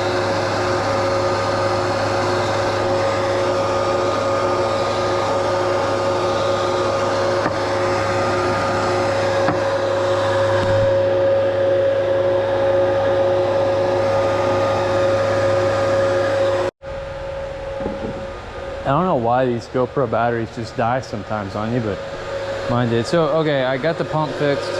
Basically, I think there's a little bit of a kink happening in this hose from this one, so I'm changing it out, or I changed it out to the smaller beaker. I think what I'll do in the future is just any agitation we need to do over here, steam generation, I will use less liquid. I think that will 1,000 ml at the most. I think it's probably good. Maybe we'll do 500 at a time. I think in the past we've done like 1,500 ml, and I think that's likely too much steam, or too little steam, given the volume of liquid. I think what's happening is we're heating it too slowly, and we're getting inefficient separation. It's the only thing I can think.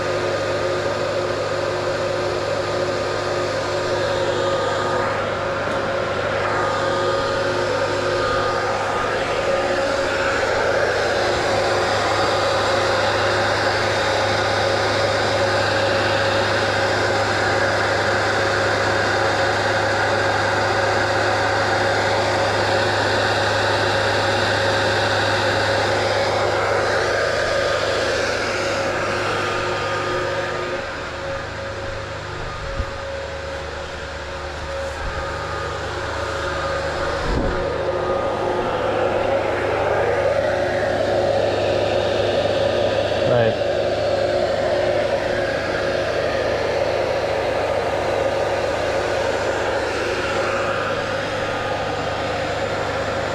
Let that settle, not settle, but let that foam kind of dissipate. It won't really that much, but that looks like a good clear juice to me. I feel good about that. Next step will be to concentrate it. I'm moving very fast on that liquid.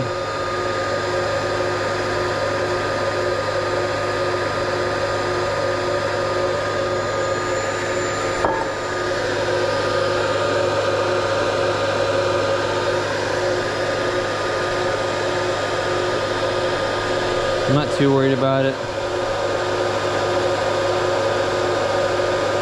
One thing I might do, I might try to polish I've got a 300 mesh filter back in my office lab place, and I might run the clear brown juice, this stuff right here, I might run it through there just to make sure. I get a little worried sometimes about running a little too fast on some of these things. Running too fast means you're gonna have imperfect separation.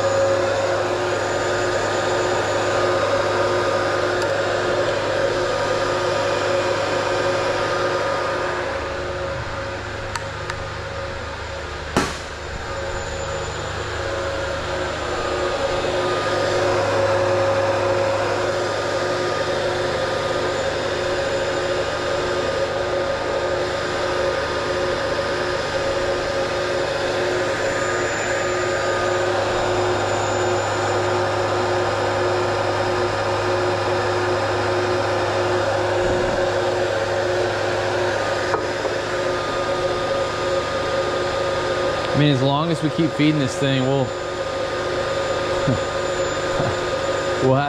make a lot of your separated juice. That's a very common sense statement, I guess.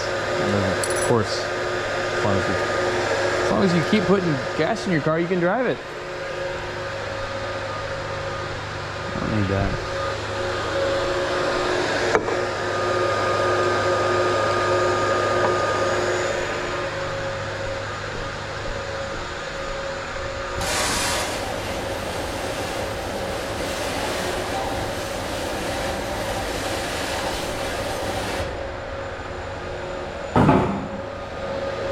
All right, let's get this thing moving again.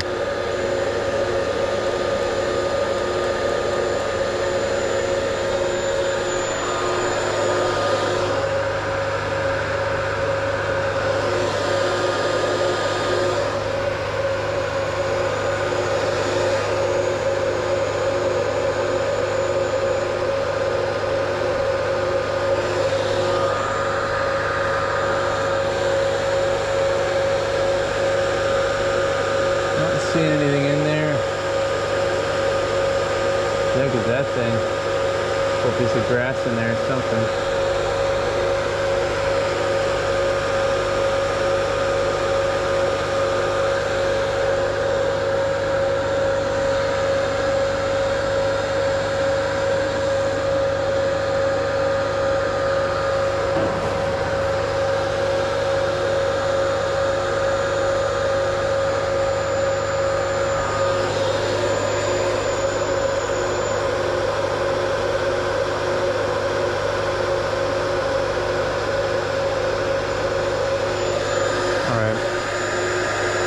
You're about ready.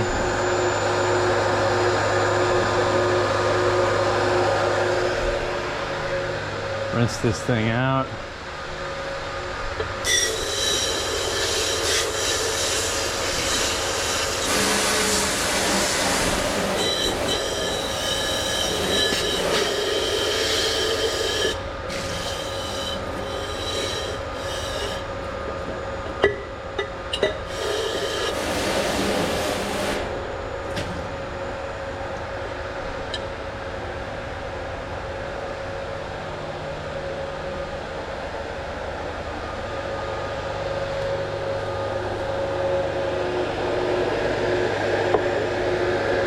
Cranking this bad boy up.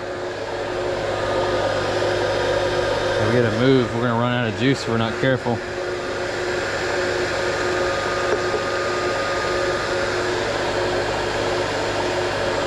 Okay.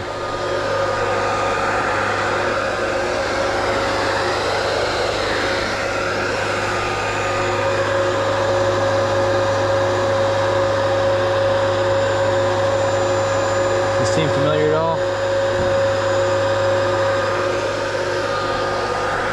Remember tracing those cords yesterday?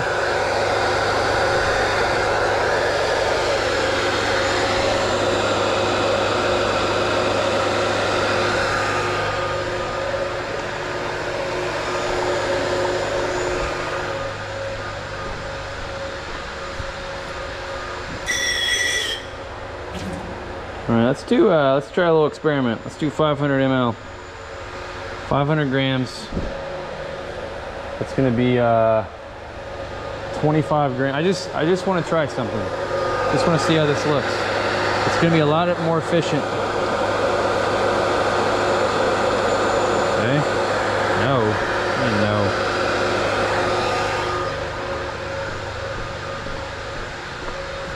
Okay.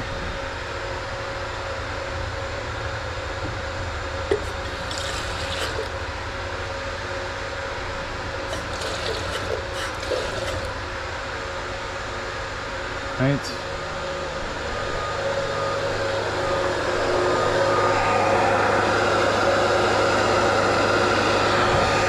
$75.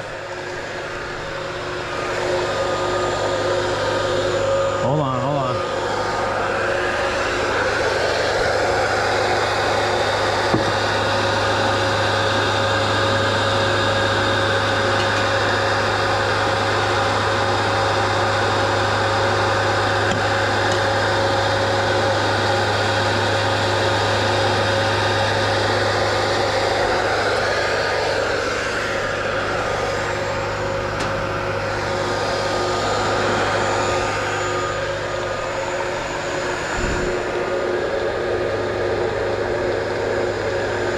Okay, don't really have another cup, do I, right now? Just gonna have to use this to an extent.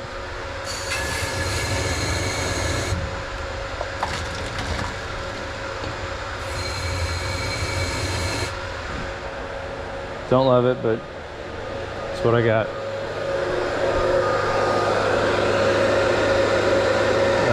Wait a minute, 450,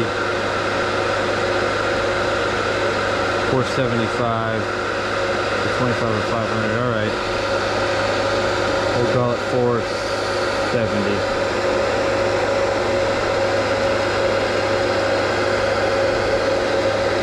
That'll work.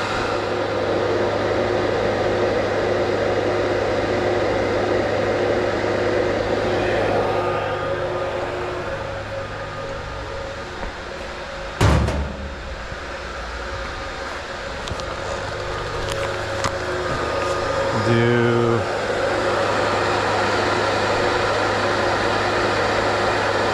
and 500.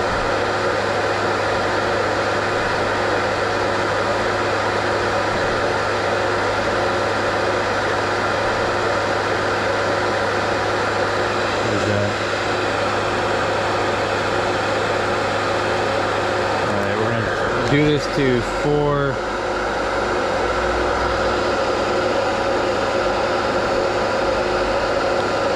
505, yeah.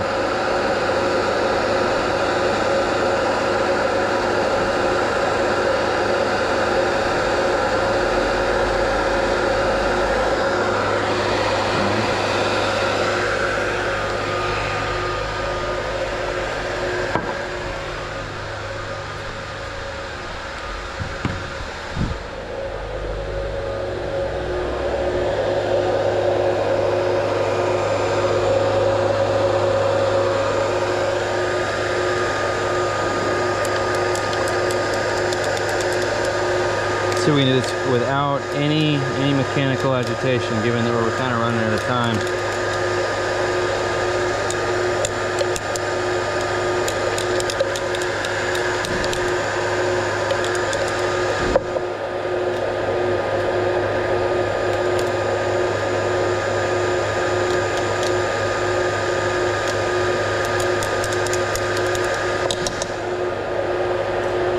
Okay. That will have to do.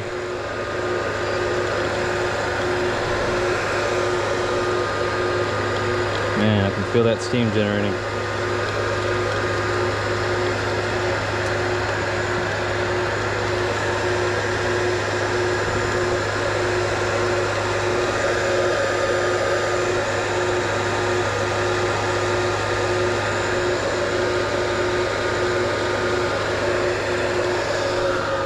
Okay, it's in there. Put that there.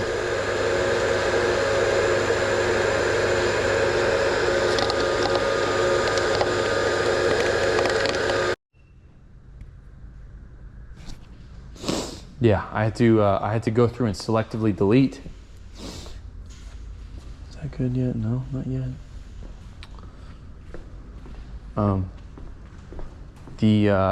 Some footage that I knew I had uploaded already, and I wasn't exactly sure, so I was going to Frame.io, checking to see if I had stuff there, cross-referencing it to what was on the SD card. I think I found like, I don't know, 120 minutes, give or take, enough that we should be able to get through the rest of the day. So might as well just go ahead and get back started again. Let's see here, start that at 3. Go ahead and start the centrifuge again because I've got plenty of physical material in there. Let that get rolling for a second. Let's see here. What else? Well, that is getting full. That's not what you want.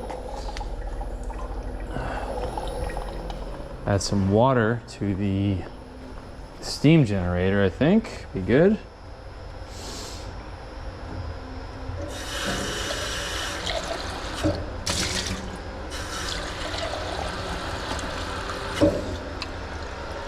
Centrifuge is starting to roll.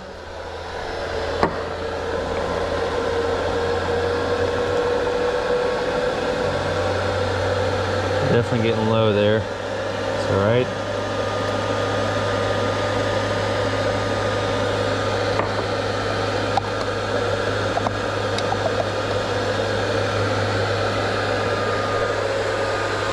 Okay.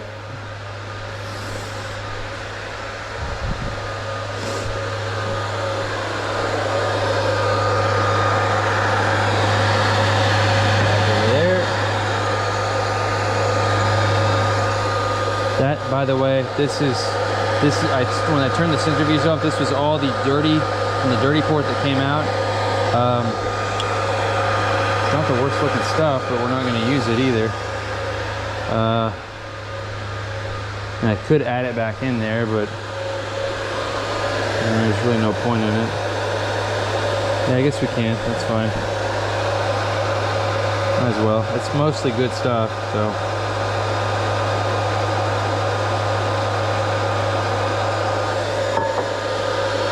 All right, I think we're ready to go. That.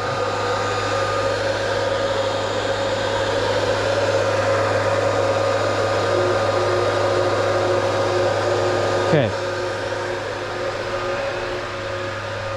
What am I missing? I feel like I'm definitely missing something.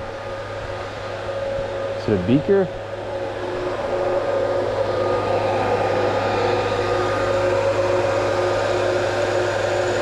No. Not a beaker. No, I got everything. Uh-oh, this might be struggling right now, I'm not sure.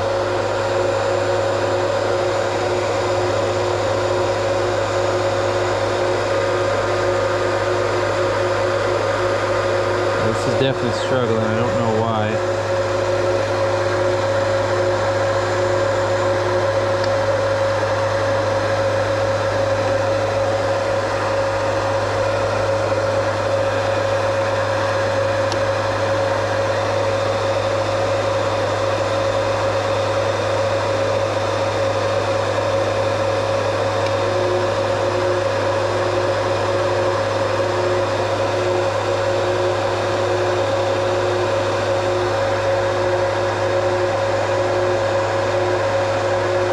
There we go.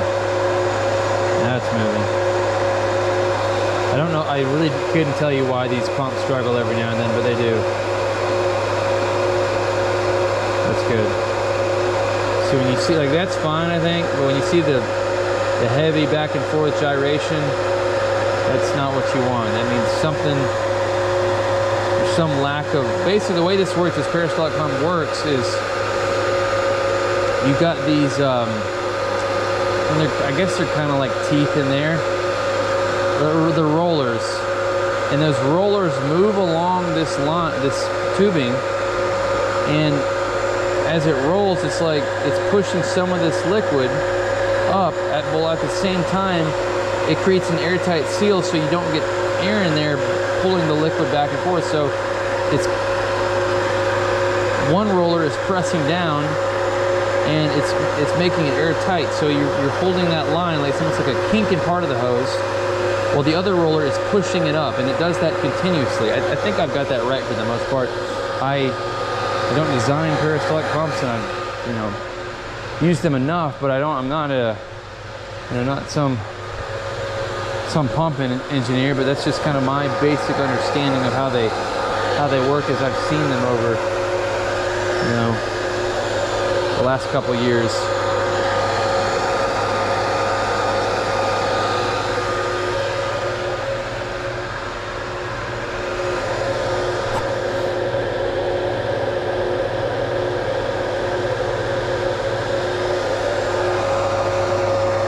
So now that we emptied out this,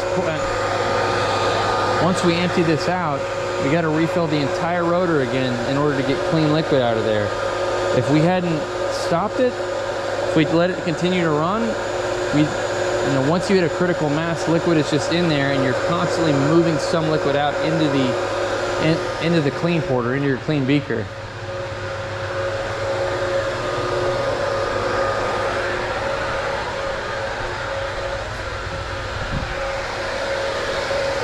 Take a look at this if you want. Man, it would be a huge bummer if I dropped this. This looks nice. This looks really, really nice. It is absolutely a clear brown juice. That is what we want. And we are going to concentrate this. So let's see here. We've got 1500 ml. That's about a gallon right there. That's about a gallon. That's really what we would like to have, is a gallon. A gallon of clear brown juice would allow us to go from 3,500 ml to maybe 350. That would be extremely concentrated. So if we did a 10 times concentration, for example, that would get us down to there. We would go from that, all the way that thing being full, to basically right here. Kind of nuts, right? Now 5 times concentration would only bring you up to here. So look at this. I'm gonna sit down so you can get a real good picture of this. We're going to at least 5 times concentrated if we get up to here. We really do need to get up to here. So if we just 5 times concentrate this thing, then we're gonna be about right here. I mean, you can't really get a sense of that yet because this is not all the way full and we haven't added this back in, but it's substantial. It's substantial, and not sure what we're doing on time here. Let me go ahead and keep cranking this guy up.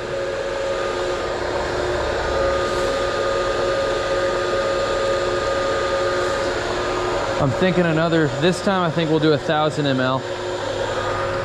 We need to kind of move a little faster. 1,000 ml seems to be a good number.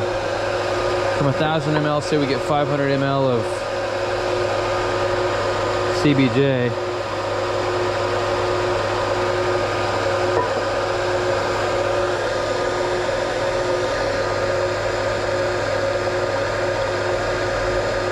All right, in a minute, I'm gonna time.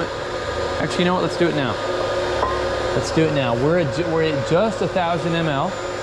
Let's put a stopwatch on because I want to know how many ml we're pumping a minute. I want to know how many ml we're pumping a minute.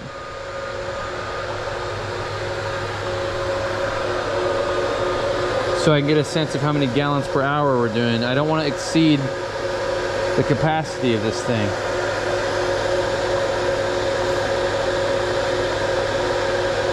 So let's look at it again when we get down to 900. Well, actually, you know what? We're not quite at 1,000, so let's wait till we get to 1,000.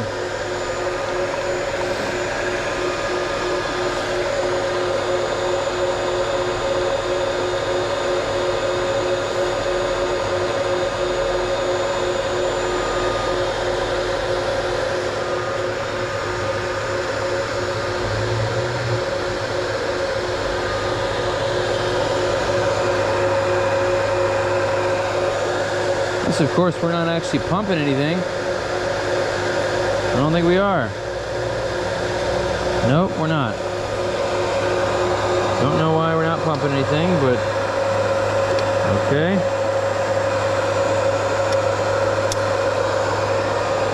Just this.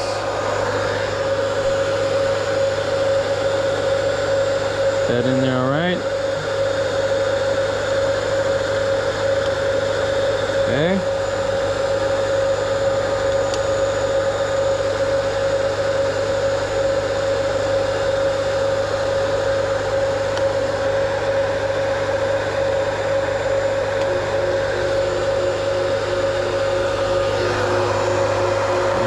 Again. Looks like we're doing all right. Yep. All right, that's good. Now we're moving it. Let's wait till we get to 1,000 right here. We will be momentarily. All right, start it. Let's check it out again. Let's see what we're at. Let's see our time on 1,000 to 900. And then we'll do a calculation on that. See if we can get a gallons per minute. It'd be fun if I just dump this in there. Like, what you do? You just run your timing on that. Honestly, I've probably done something like that before. Just didn't even think about it. Oh. All right.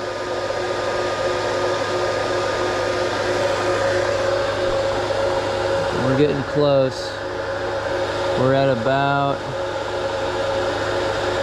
probably call that good. So about 45 seconds on 100 ml. So let's say, 100 ml divided by 45. We're doing 2.22 ml per second. So 133 ml per minute. All right, so 133 per minute times 60, it's 79.80 per hour.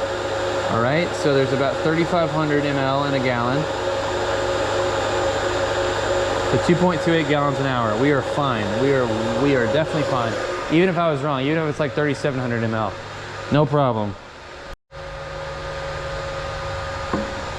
Once again, the camera died, as I'm sure you know. Need to figure that out.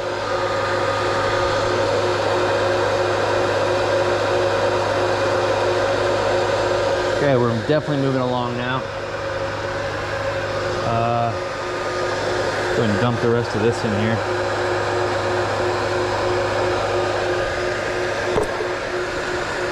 Go ahead and make up some more.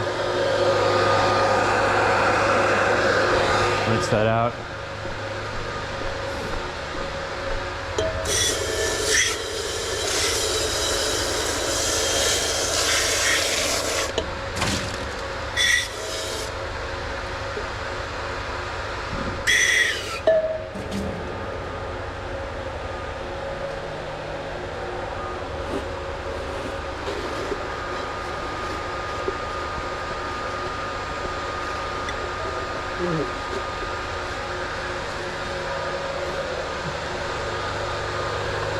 All right, what do we need here?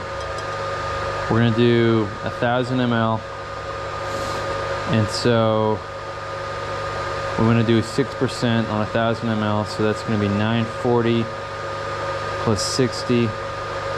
All right, 60 grams.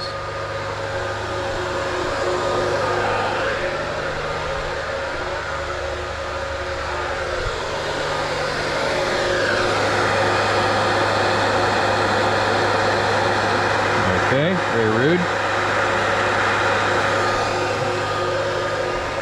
There we go. Kind of on the edge there, aren't we?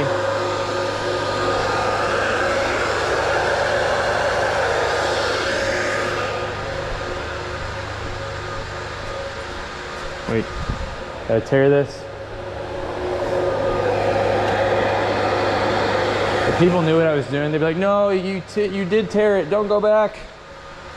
All right. Let's see.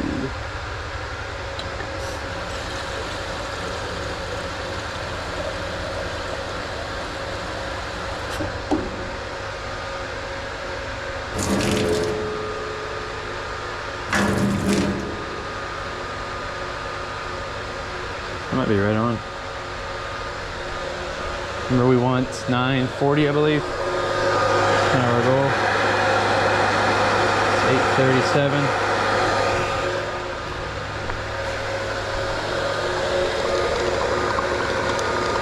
Need to clean that area up, don't I?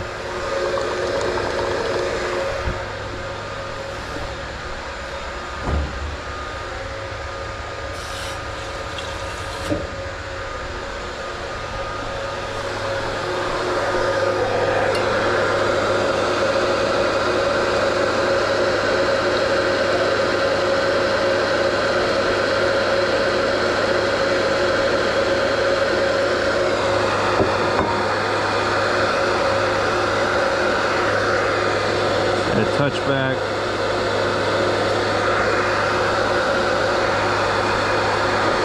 A little more back. Round and round we go.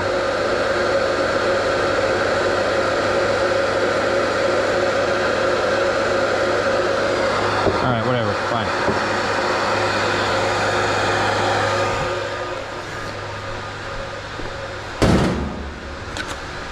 It's gone through this whole bag already. Oh, I'm not quite, but it's getting there.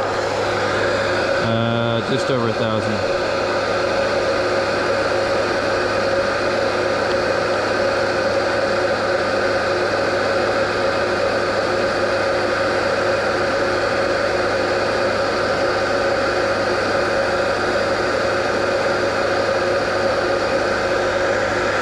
You see that on your way a little bit?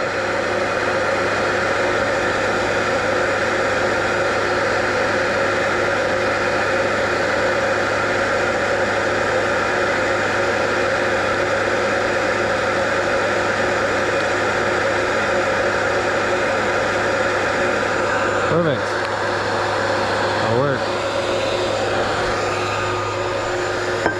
We are running out of juice.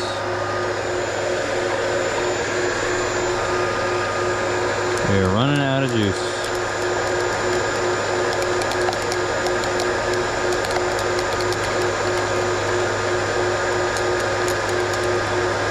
We're going to keep the centrifuge going because it is pretty well full.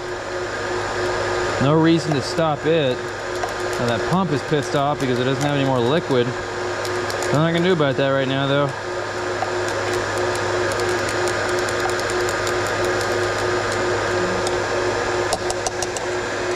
Nothing I can do about that. And that will be all right. The thermocouple's in there.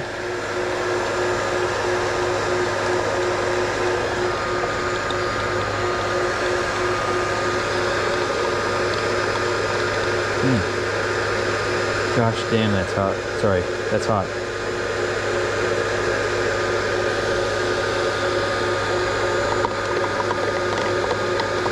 All right, look at that. It's about to start to move fast.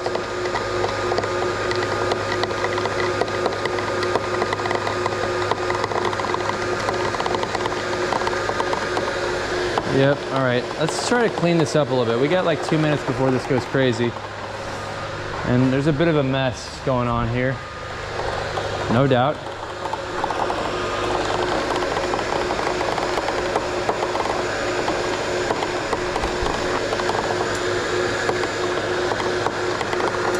I think honestly, aside from that first round, which I thought was really good, but might not have been as good, or maybe it was the best and everything else is not as good. And I'm talking here about the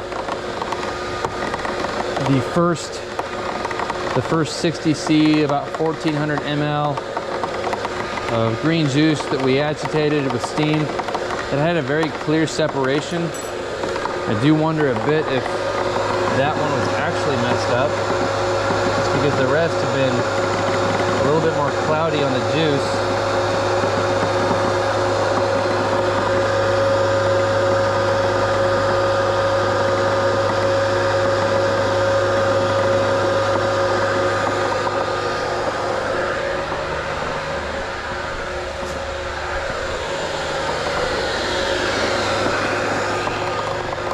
To 35. Go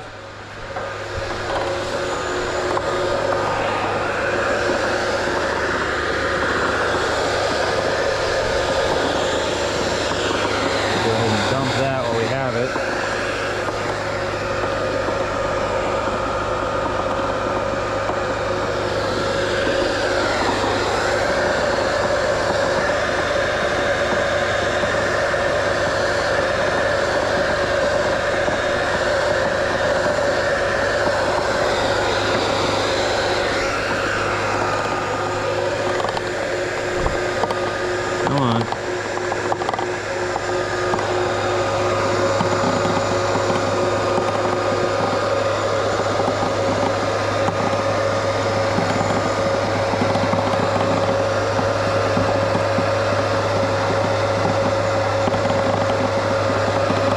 does come a time when you do start accounting for your liquid transfer very well.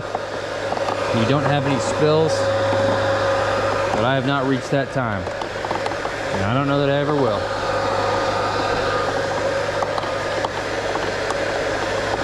Because I'm always spilling stuff. My wife would be so proud. So proud.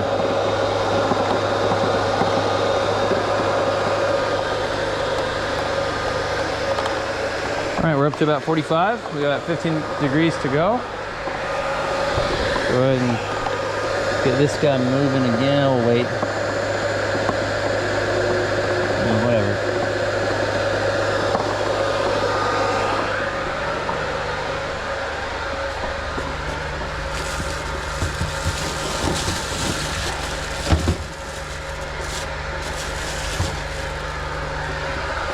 You know, let's keep this closed. No one wants to see this. All right, look at me. Well, look, you've seen basically everything at this point. I'll tell you what, I'm gonna keep going until the battery dies. So you're probably not gonna get to see the inside of here, but I'll take a little video with my phone so you can see that. That way you'll have everything. 52. Really want to get about a gallon of clear brown juice. That would be very, very sick. And we're over halfway there. We're over halfway, so we've got more coming. We've got probably another 1,000 ml coming here soon. I think I should be able to keep the train moving a little faster at this point. You know, I'm hoping. Maybe. How are we doing on these? You know what? We've got some charge on one of those batteries. We might be able to keep going for a little while longer. Got some downtime now. This is, I mean, we got 4 degrees until we got to move this thing, but kind of we got some downtime, right? So I saw an article. Forget the website, but it was basically summarizing a study. You know, the study I think does have some bias to it, but it was comparing protein bars to GLP-1s, saying that they could be a substitution for GLP-1s. And everyone, I think, maybe watching this, you know, or you don't know, a GLP-1 used traditionally for diabetics, and I believe I've not studied them at all. But I believe they either offer a synthetic hormone or maybe ramp up a hormone that is responsible for satiety. I don't know for sure. If I've got that way off, my apologies, but they do help you feel full for extended periods of time, and so the more full you feel, the less weight you're going to gain, or the more weight you're going to lose, however you want to look at it.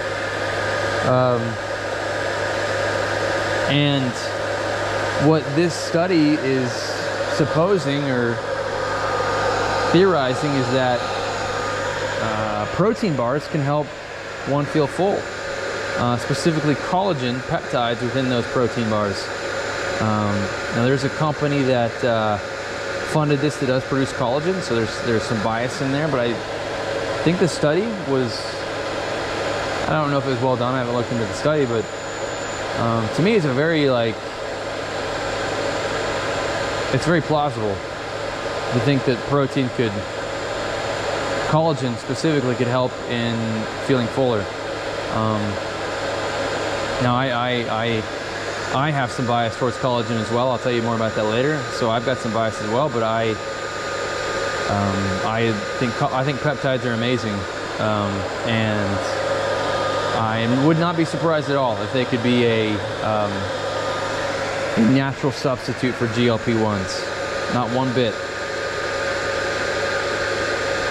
I think potentially a killer product or a killer combination would be fiber and peptides. I think that could really, I think that with the right the right dosage at the right time, I think it could go a long way towards not just health outcomes, but you know, weight loss, feeling good. Like I said, health outcomes encompasses all of that. But all right, this guy is good. This guy is definitely good. I'm gonna clean that thermocouple a little bit. You can see that separation there. Definitely see that separation there. Let's go ahead and get started. No reason to wait.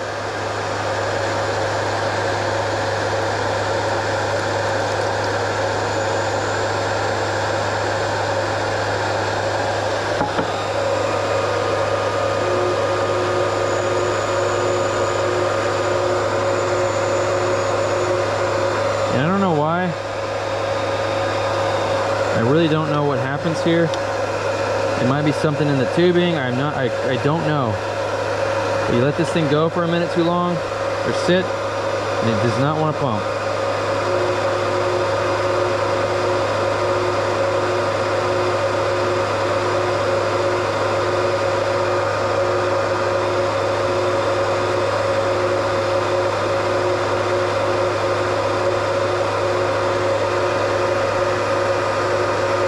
All right, that looks good.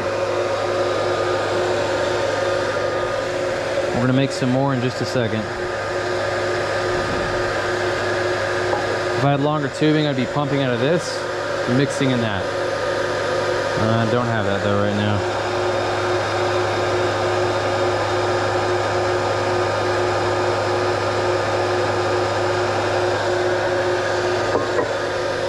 The moment that gets low enough, I'm dumping that and I'm starting new. I'm making more. I gotta keep making more. I wanna get out of here. I mean, I don't want to get out of here, but I want to make sure we get enough before it's time to get out of here.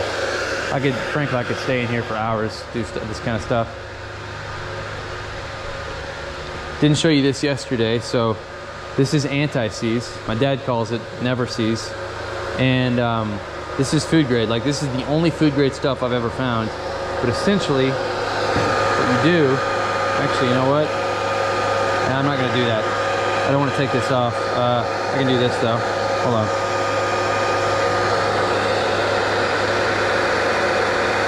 No, I can't. I can't get it off. I think there's too much air going through there. But look, you can see these pipe threads. That's what that is. This is anti-seize, and it's a food grade base, so it's good for food contact surfaces. You thread it on there, and it makes it to where these. Well, this is stainless steel. That's that's galvanized. I think the threads are galvanized. Yeah, you can see it when they come out of there.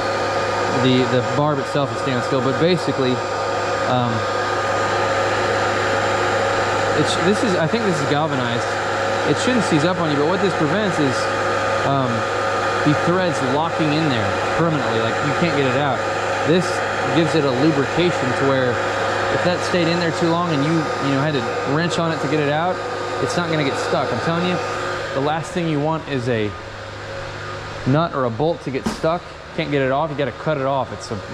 Don't go down that road. Yep, we're not pumping again. I don't know why this keeps happening.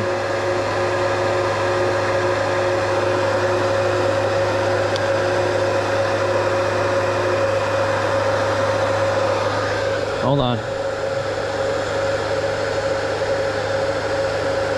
All right, Masterflex, if you're watching this, you tell me why this keeps happening. You guys have an amazing technical support team. You tell me why. I want to know.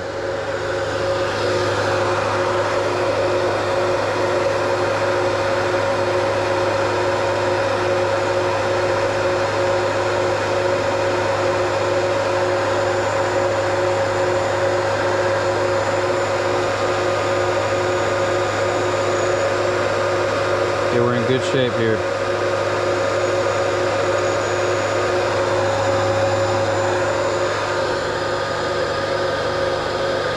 I should wear earplugs. I don't think it's loud enough that I need them, but one does wonder.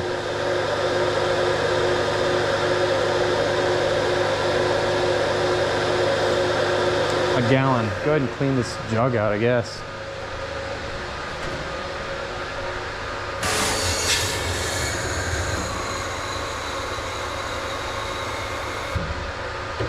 Okay.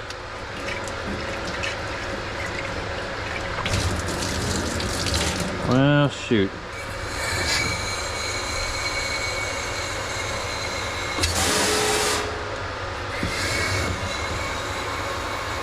I think some of that's dried. I'm gonna have to kind of rehydrate it, get it off of there.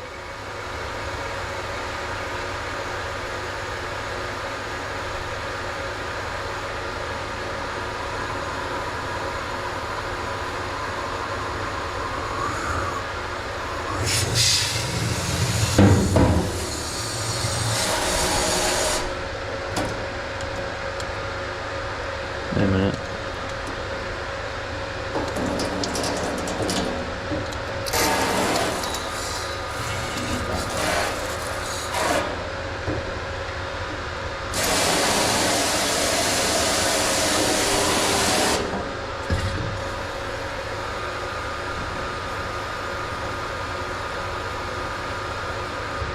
All right, let's just fill it up naturally. That's what I'm doing here.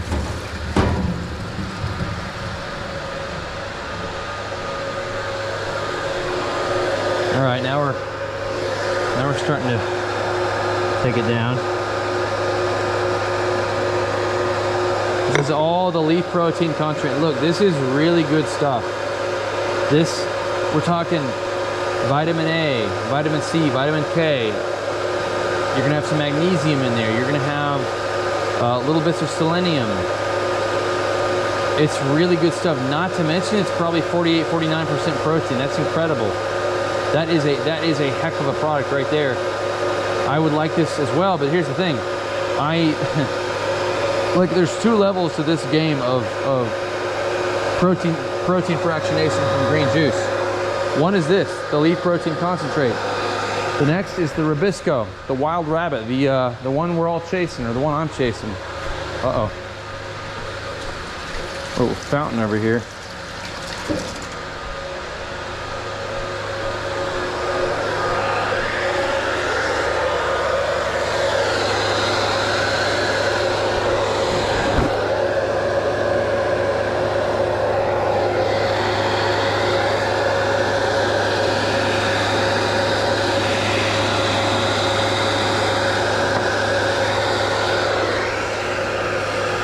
Once again, not sure why.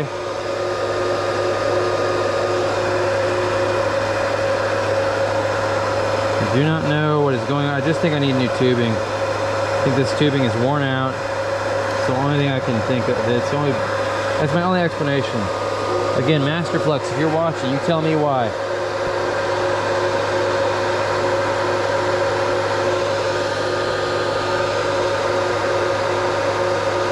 Good.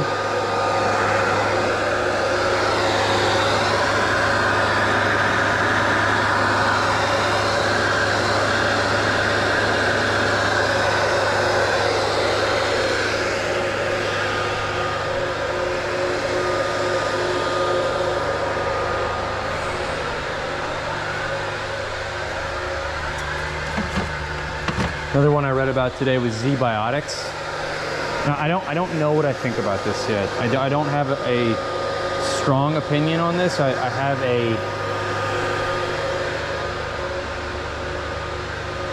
have like maybe what's starting to be an opinion, but okay. So Z-Biotics, they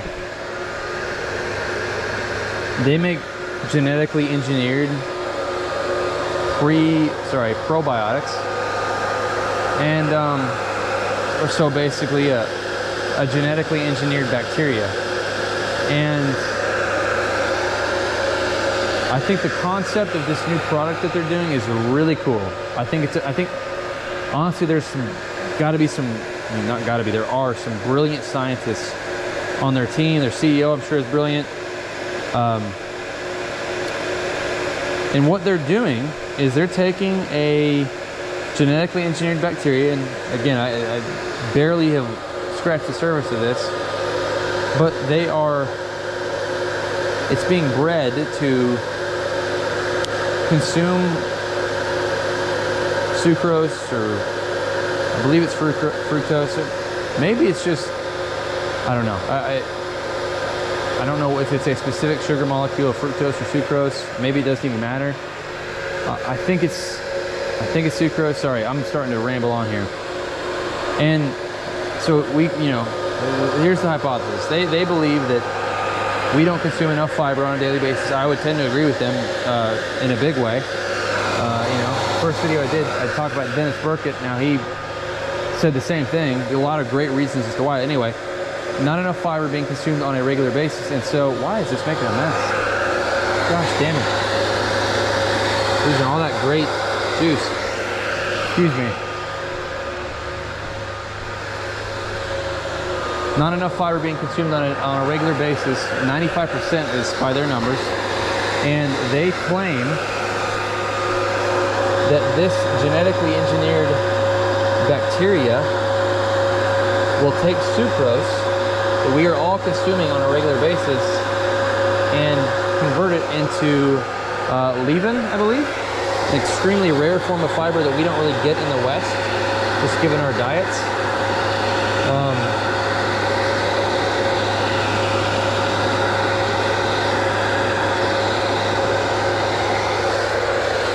So basically, you eat, you're going to eat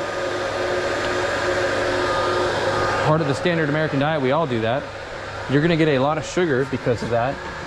But by taking this product, which comes in little stick packs, you will be able to transform that sugar into digestible fiber. Leaven, a rare one at that. To me, that's pretty insane.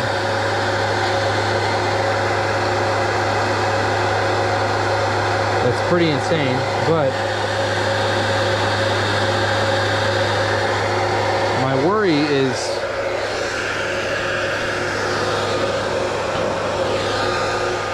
there could absolutely be some unintended consequences to that. Like I don't know. I think God gives us, He gives us many, many inputs to do with what we will. But when we start to go into the realm of creating our own inputs, I don't know if genetically engineering a bacteria is necessarily playing God. I don't know if it goes that far, but I do think we could be stepping over a line. Possibly, maybe not. Maybe not. But if we are, then I think there could be unintended consequences. Actually, I'm certain that even if we are not, maybe it's all good and well. I'm certain that there could be unintended consequences. We are not God, and so trying to create life, building a novel species of bacteria, life is extremely complicated. There are a lot of variables, and those variables interact with one another. And yes, the outcome of more fiber in our diet by just consuming what we're already eating, or eating what's already a normal part of the standard American diet, making more fiber, better health outcomes. That maybe that sounds great, but there could be other things that take place. These bacteria,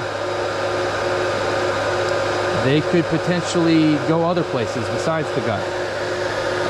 If they're living bacteria, then they could be transferred other places, and who knows what they might do or how they might change or mutate.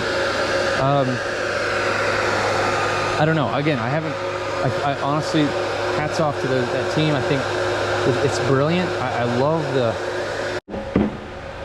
I don't really understand why this thing just shuts off every now and then. It's kind of annoying. Really annoying.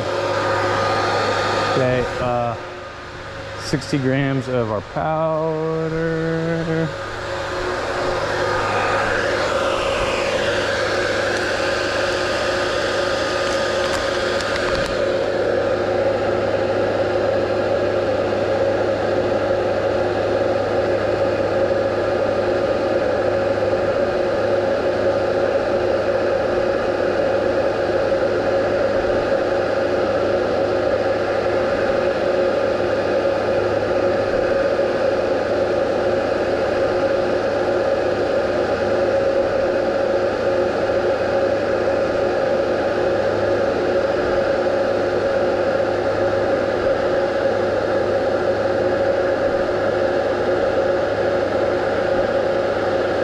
Come on.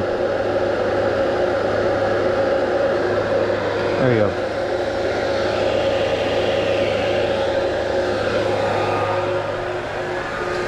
Kind of dropped the ball on that one a little bit, didn't I?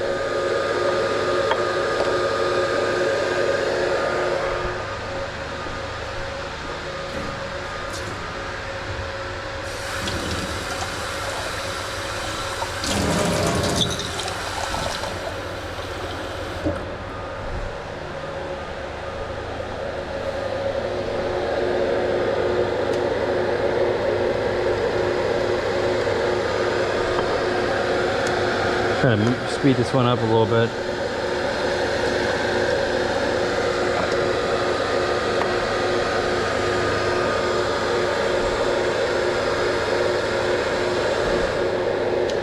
I've said it before, I'll say it again.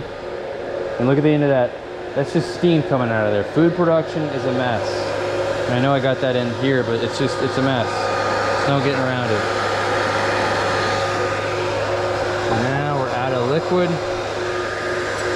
Really meant to keep it going. I kind of got to talking about that Z-biotics, but anyway, really cool what they're doing. But I am skeptical about what they are doing in a way, you know, a lot of ways.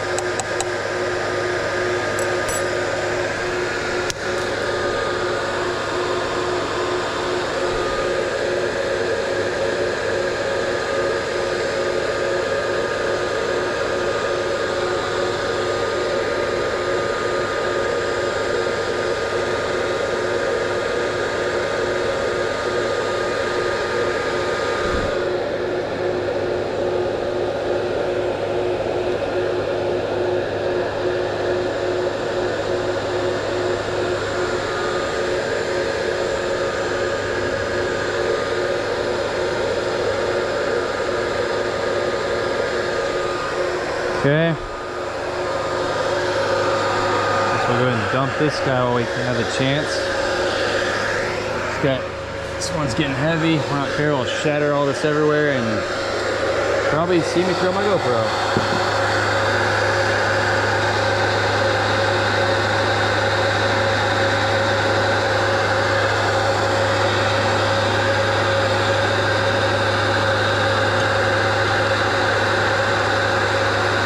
Nice. Every time we get through here, it's about, I don't know, 500 mm. Pretty good. Climbing that ladder, that's for sure. We're up to 3,000. Say if we get to 4,000, we're really in good shape. Maybe that 4,000, but you know, about right in there. Probably about perfect. This maybe we'll do it actually. All right, let's go ahead and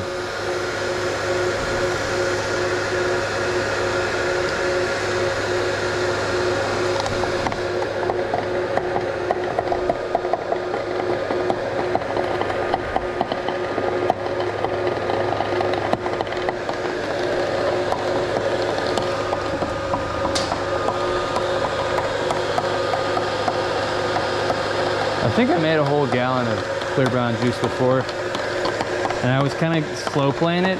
And this time though, I'm going to use every bit of it that I have. I've got to use every bit of it. Concentrate as much as I can.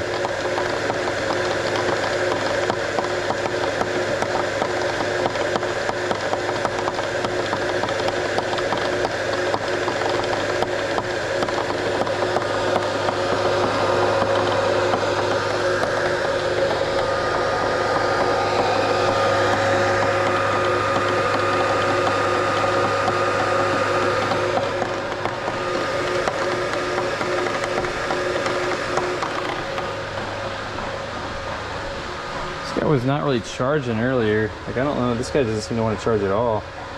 How odd. This one was super hot. See if he'll charge.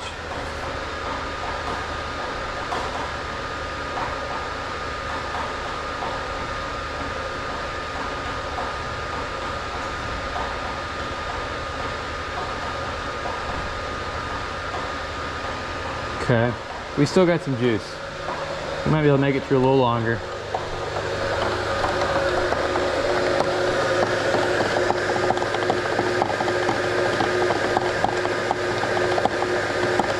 So I told you earlier, my kids, they're in,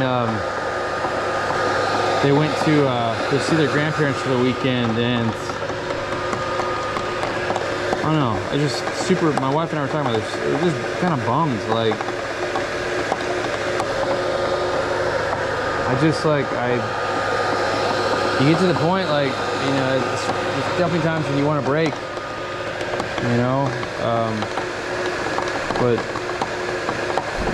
I don't know, I guess after a while, many years, you know, the oldest two are 7 and 8, you just get really attached. You don't want to ever be without your family, you know, you always want to be around them.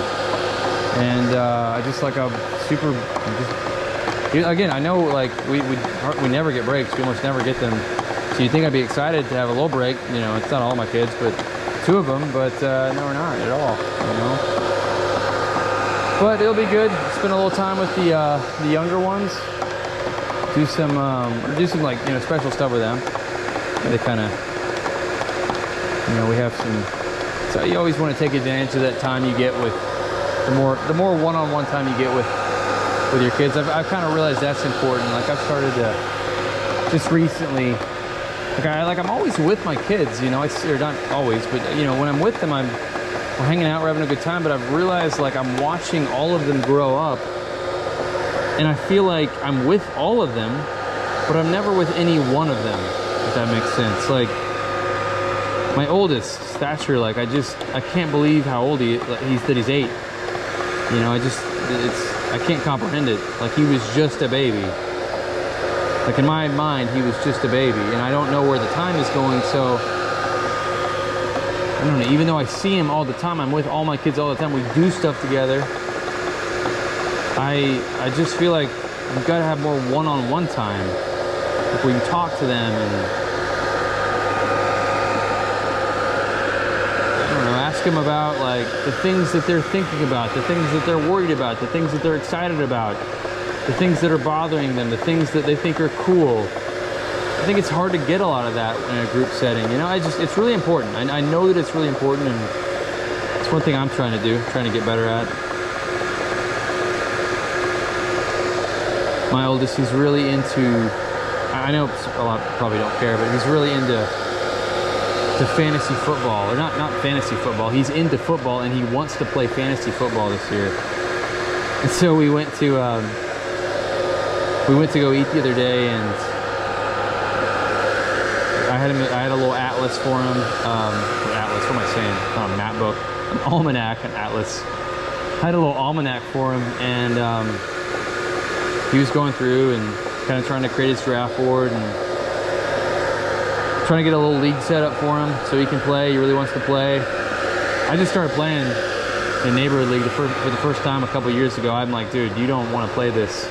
It's gonna make you angry. It's gonna make you hate football. You know, I should tell him that, at least. I don't think I've said it to him that harshly, but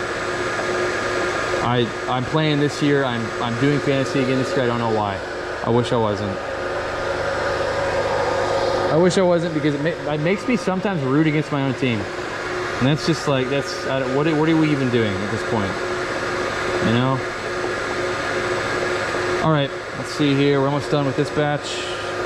60.5. We'll call it good. Call it good. Get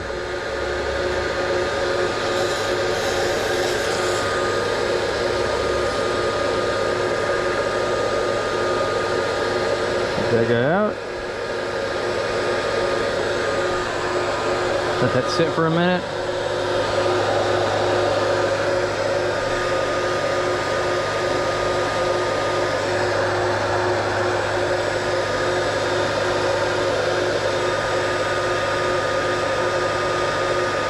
Starting to feel it today. It's like just a day being on your feet. You know, when you just running around doing stuff. I'll tell you what though, these are the days when my head hits the pillow. Just saying before my battery or my GoPro shut off again.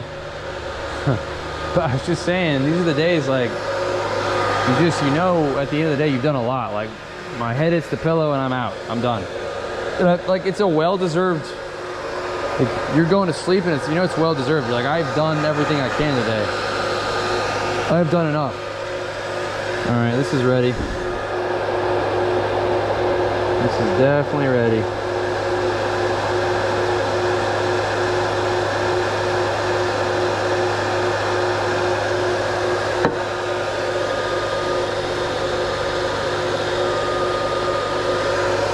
See, are we gonna make it up the line, or are you gonna make me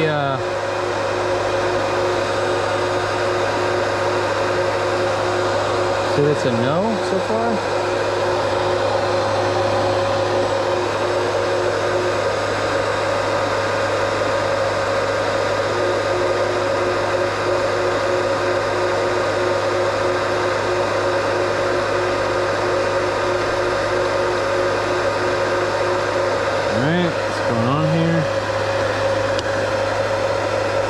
Right again.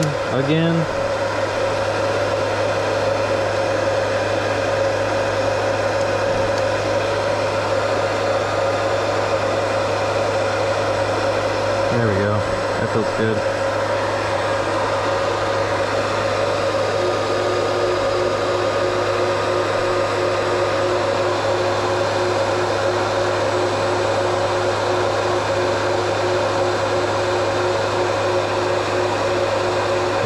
Moving, and it's in. Excellent.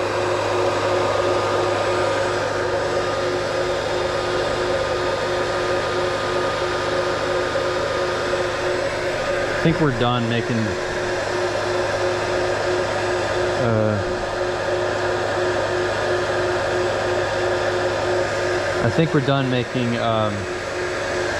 LPC for today. I think this will be the last little bit.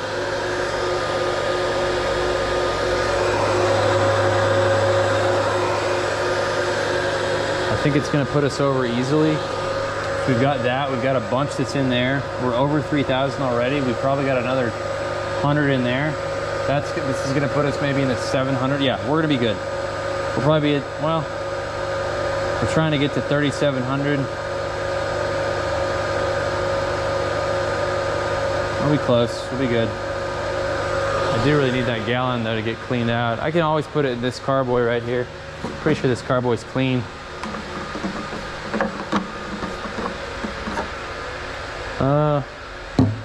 Well, I don't know if it's clean, but it doesn't smell bad.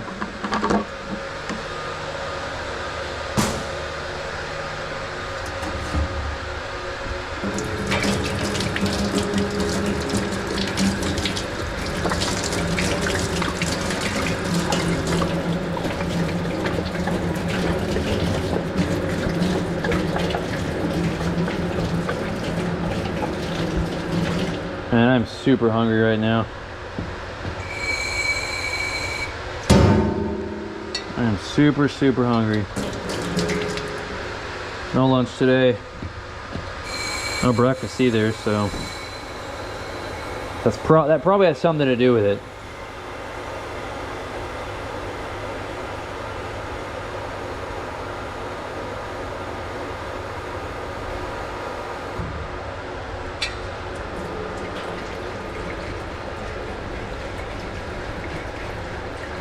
I don't like, okay, so I never, like I will never understand my own personal planning ability.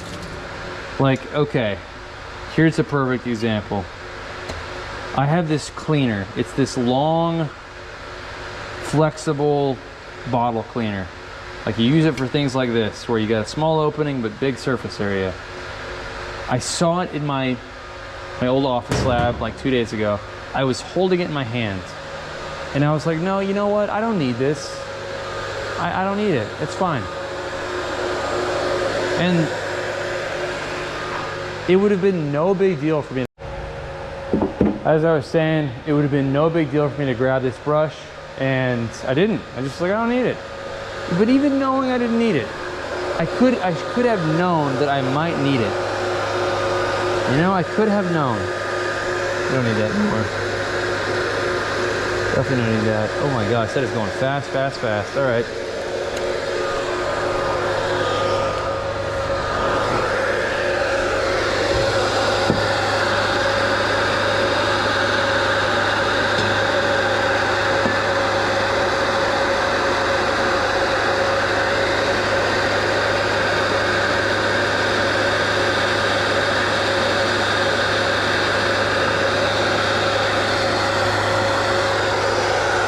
Definitely over 3,500. So we're very close to what I want. I just don't have a great, well, it's gonna have to be this, I think, because it is clean. It's clean. It's gonna have to be this. I don't want to put it in here, and the problem is I got stuff in here that I can't get out. I don't know what to do with it. I wonder if I could.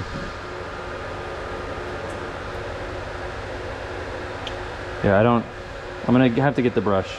And I don't have the brush, I don't have it, so.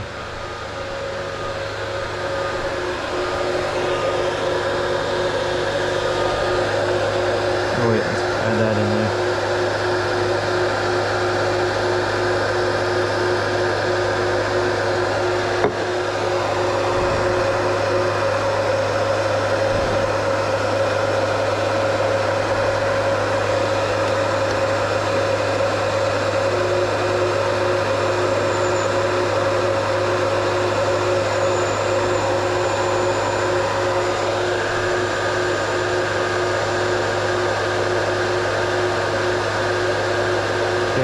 Excellent. All right, we're done with this for today. Go ahead and clean this guy out.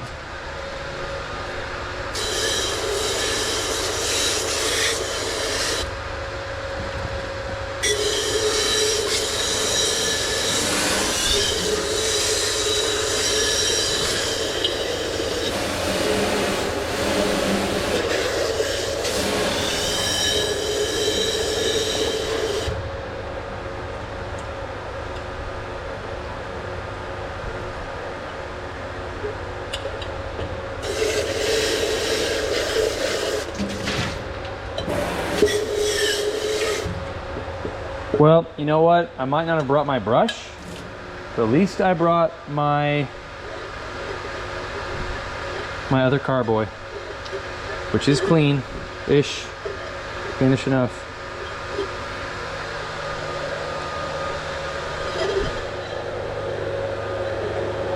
Shame I broke that other beaker though, right? That definitely could have come in useful today. And I thought the other day I heard a crack. I was like, no, maybe that's just like, maybe it's just settling, right? It's the kind of stuff we say when it's like cracks in the wall or, oh, it's just settling. Just, everything's fine. Everything's fine. Well, Bill, it wasn't fine. Everything was not fine. You cracked your beaker, your whole production flow on Friday the 20th of June was a little bit sideways. I just stepped on the cork.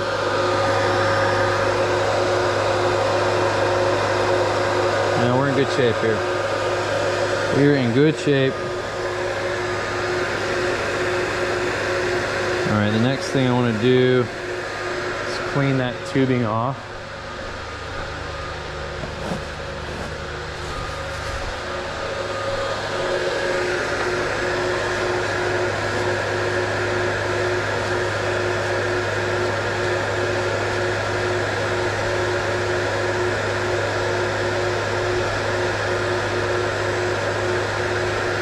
And we're gonna run some steam through there. Kind of have to. Get that cleaned out, you know. I'm done with my thermocouple for today.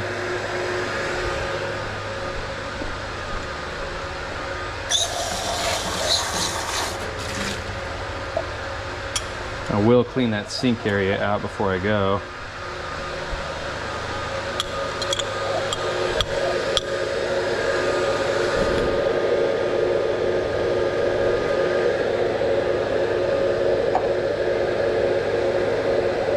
I always worry that like one of my clamps is gonna bust a beaker, too much force on it. And you know what? It probably will happen one day. Probably will happen.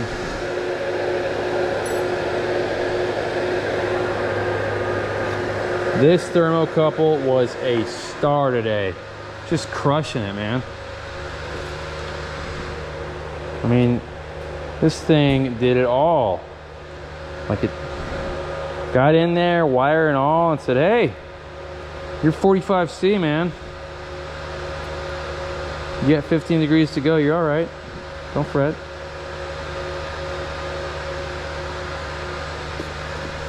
Awesome, awesome temperature monitor and thermocouples. Omega, highly recommend. What do they say now? 10 out of 10 recommend? Is that like the 100 out of 100? I don't know. There was a while there when my wife and I were saying like you'd say, do you think this is happening, or is this, am I crazy, or is this like are you seeing more of this in the world? And instead of saying yes or no, we'd be like 1000%, 1000%. And I was like, I think this is becoming too much of a thing. Like 1000% isn't even, it's not really supposed to be a way to measure, you know? I mean, technically you can, but I mean, it's kind of like 100% or that's it. Where is my stupid wrap for this? Oh, it's gone. I guess it's gone. All right. 1000% it's gone.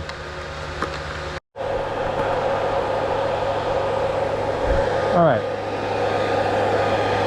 Battery died again. Obviously, I say that because I've kind of shut everything down. I've got what I need. More than what I need. So I'm gonna go and shut the centrifuge down. I gotta kind of hurry because, let's see here. Well, here. That way you can see this. Hold on. That's gonna be your stuff that did not make it out, roughly a liter or so. Let's make some predictions on it. I'm gonna call it at, I'll call it at just over 850, or we'll call it, that's about 9. We'll say 850ish right in here. 850ish is where we're gonna call it. Make your guesses. Make your guesses. Go ahead. Anytime now, make your guesses. Make your guesses. All right, let's see here. Here it stop. And here it comes.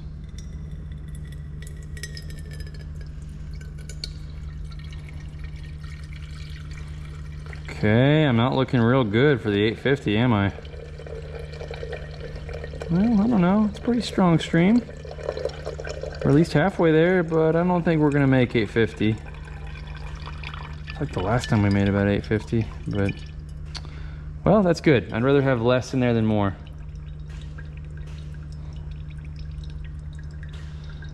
Honestly, it's pretty good. You could probably use most of that, but I'm not going to. I just don't have to deal with solids. Actually, you know what? I don't know. Might run that through a filter.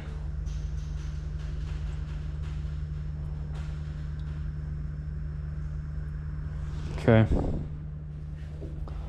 At least take this. Check out what our haul is here. Yeah. That's well over a gallon for sure. Really good. Really good stuff, I think. I feel really good about that. Just under 400 right there. Now look, I want you to see this. That is your LPC, your leaf protein concentrate, that did not make it in, because I mean, that's pretty thick and viscous, you know. There's liquid in there, but it's just a hard time making that. And I could have definitely pumped some of that through there, but I've got enough, you know, enough's enough. Okay, one thing I want to do real quick. I want to try to get most of the cleanup stuff done while I can. All right, There is liquid in there, and I didn't even think about that. A little transport vehicle right there. That thing is a mess. This tubing, like there's a lot of things I haven't really used a lot that I have. This tubing I've used a lot. I've used it a heck of a lot. Maybe it still has a lot of useful life left, but if someone said at Masterflex, hey, I'm looking at your tubing and it looks pretty rough, I would say, yeah, you're right. Let's retire it. Or at least I'm not surprised. I'm no expert on this type of tubing. There we go. Now, the nice thing about this tubing, why it's reusable, there's one thing that makes this reusable, and that is its temperature rating. I believe its temperature rating is something like 250 F. So you can easily get to boiling on here and have no concerns.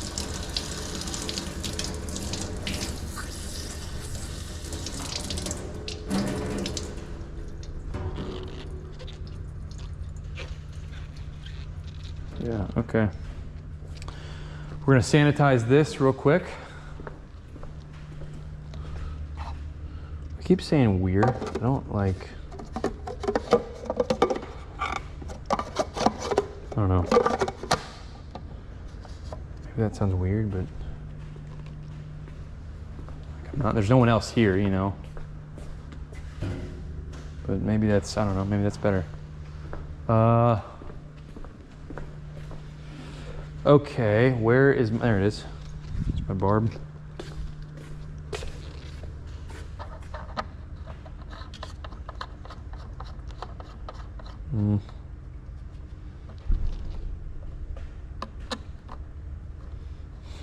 I need a, what I need for that is a little hose clamp. I'm a little worried about that. I was all excited because I was like, I'm just gonna slip this right on there and sterilize the tubing, but it's a lot. Might be okay, we'll see.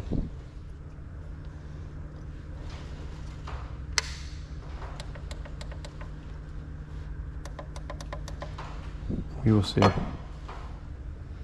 I can just kind of pinch it off right there.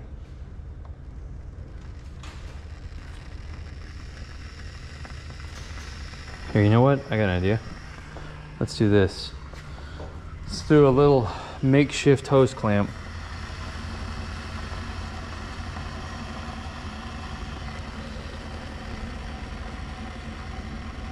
That should be okay-ish. Or not? No.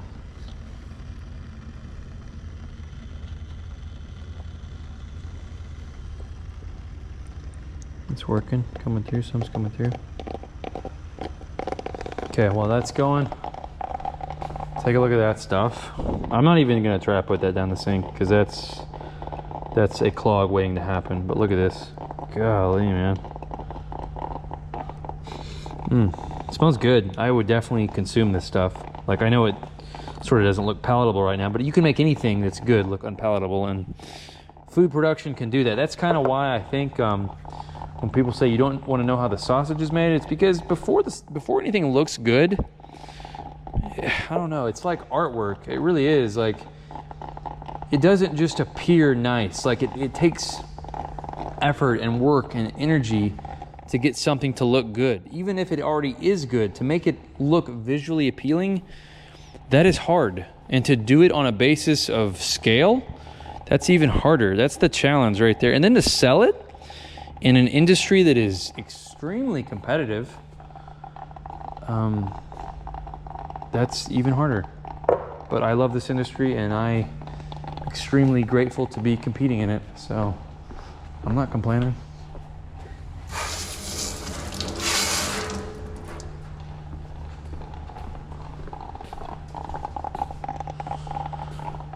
Okay, what was I gonna do? Let's up this a bit more, release moving liquid through there and sterilizing our The way I used to do this, and if this works, this is how I'm gonna do it from now on, is I would go get my hot plate, I would heat up water on there and then pump water through there using the pump, the peristaltic pump, you know, back into another containment vessel, and that would sort of solve the problem. But I don't like getting the hot plate out and heating it up. It's a pain. You know, I don't want to do it, get the temperature probe out and all that stuff. It's just, it takes time, and this is much simpler to do. So what I need to do is just get a bunch of different barbs that, that I think that's maybe like a 5/8 inch male fitting NPT plastic, and get a bunch of those. You know, that way I can put a variety of different hoses on there and sanitize my hosing. That right there, that's pretty cool. That steam generator is for, it's for like school labs, and I've now finding multiple uses with it. I tell you, it seems like when you have a lot of equipment, you're like, oh, I can use this to do that and that and that. Like I can do 5 things with it. Well, sometimes maybe, but a lot of times, like, you can really only do it well, only do something well with, only perform a process well with a single piece of equipment. And if you think that you can do it with another, or if you think that you can repurpose it, maybe you can. Maybe if you're really, really good. I am not. I would like to be someday, but otherwise, until then, a lot of times you're try to repurpose equipment to do something else, and you will find out halfway through that you should have just bought the piece of equipment that did the thing in the first place, instead of trying to get fancy and, you know, do all kinds of different stuff. Certainly there are masters of the engineering craft that can, you know, spin up all kinds of outputs with a single input, but again, I'm not one of them, at least not yet. You know, maybe after many years of doing this stuff, I will get there, but for now I'm still just messing around, trying to make some Rubisco, you know. Oh, it's time to look in here. Let's see.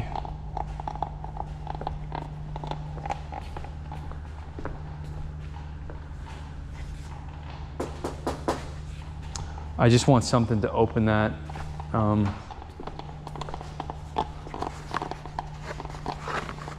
Those things can really pop off a little bit, and they don't always feel good. You know, it's kind of like, I don't know. It's not the worst, but it's not. Just honestly, it's the anticipation.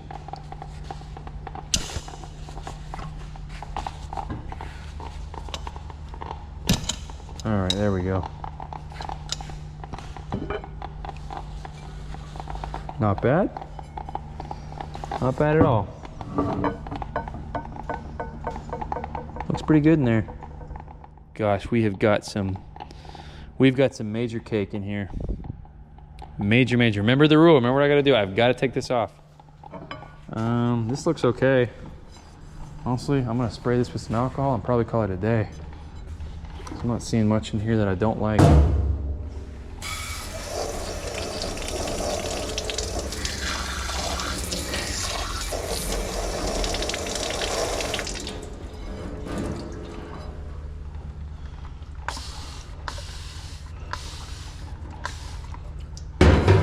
Okay, that's good. Who's calling me?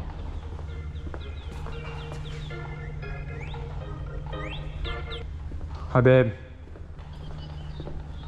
Hey, just so you know, I'm filming right now, so you might be heard. Do you want me to put you on speaker?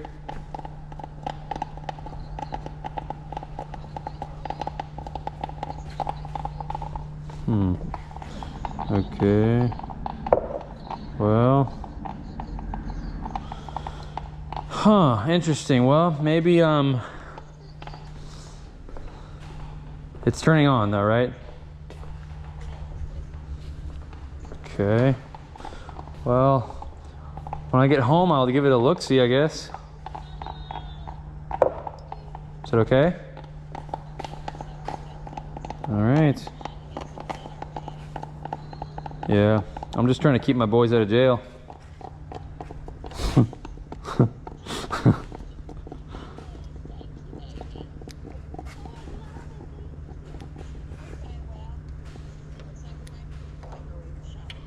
Well, no, let's not get carried away. Let's let's try heating up some old pizza first, you know. Well, we'll just put it in the microwave and wait till it feels good. All right, what time is it? What time is it? 5:30. Okay, I gotta leave soon. All right, bye.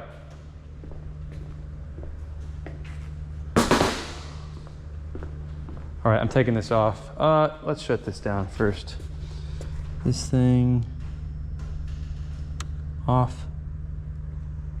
Unplug the VFD. And we don't necessarily need to have everything cleaned up. Look, do you feel like you got a good shot of that? That thing is gnarly, dude. Let's take this off. Let's take it off. Now is the time to take it off, as you know. As you know, but I gotta find my little wrench first. Man, I've been in here for a little bit. A little bit. Where's my wrench?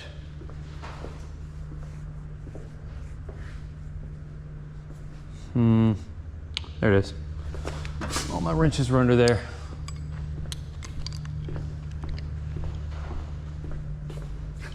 Okay. Man, that's popping off so easy. It's exactly what you want. It's coming right off there too. Like, I don't think that's exactly how it's supposed to be, but you know what, whatever.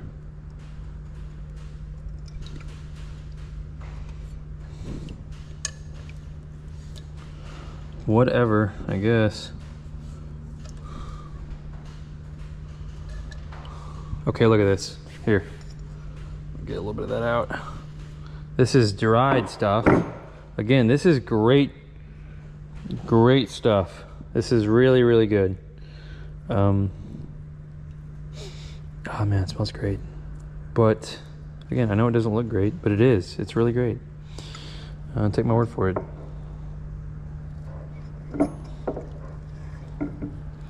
It's hard to keep this stuff though, is the problem. Like, what am I gonna do with it? I don't have a fridge freezer. I'm getting one soon. And I'll say one thing I would like to have is a bowl scraper. You know, that would be nice. That would be really nice. All right.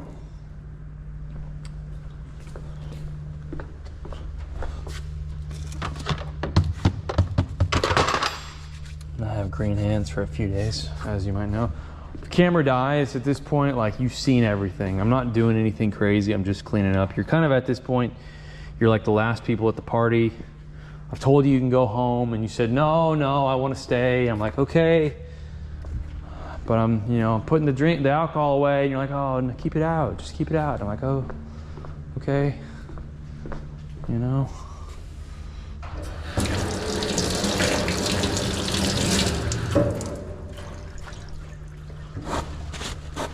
These are good to use. I've said this before. These don't really leave lint debris, so like the last thing you really want to be doing is, I mean, it doesn't matter in your rotor. This is designed to get out physical particles, but you don't really want to clean the you don't really want to clean this outer part with something that could contain lint, because that's where that's where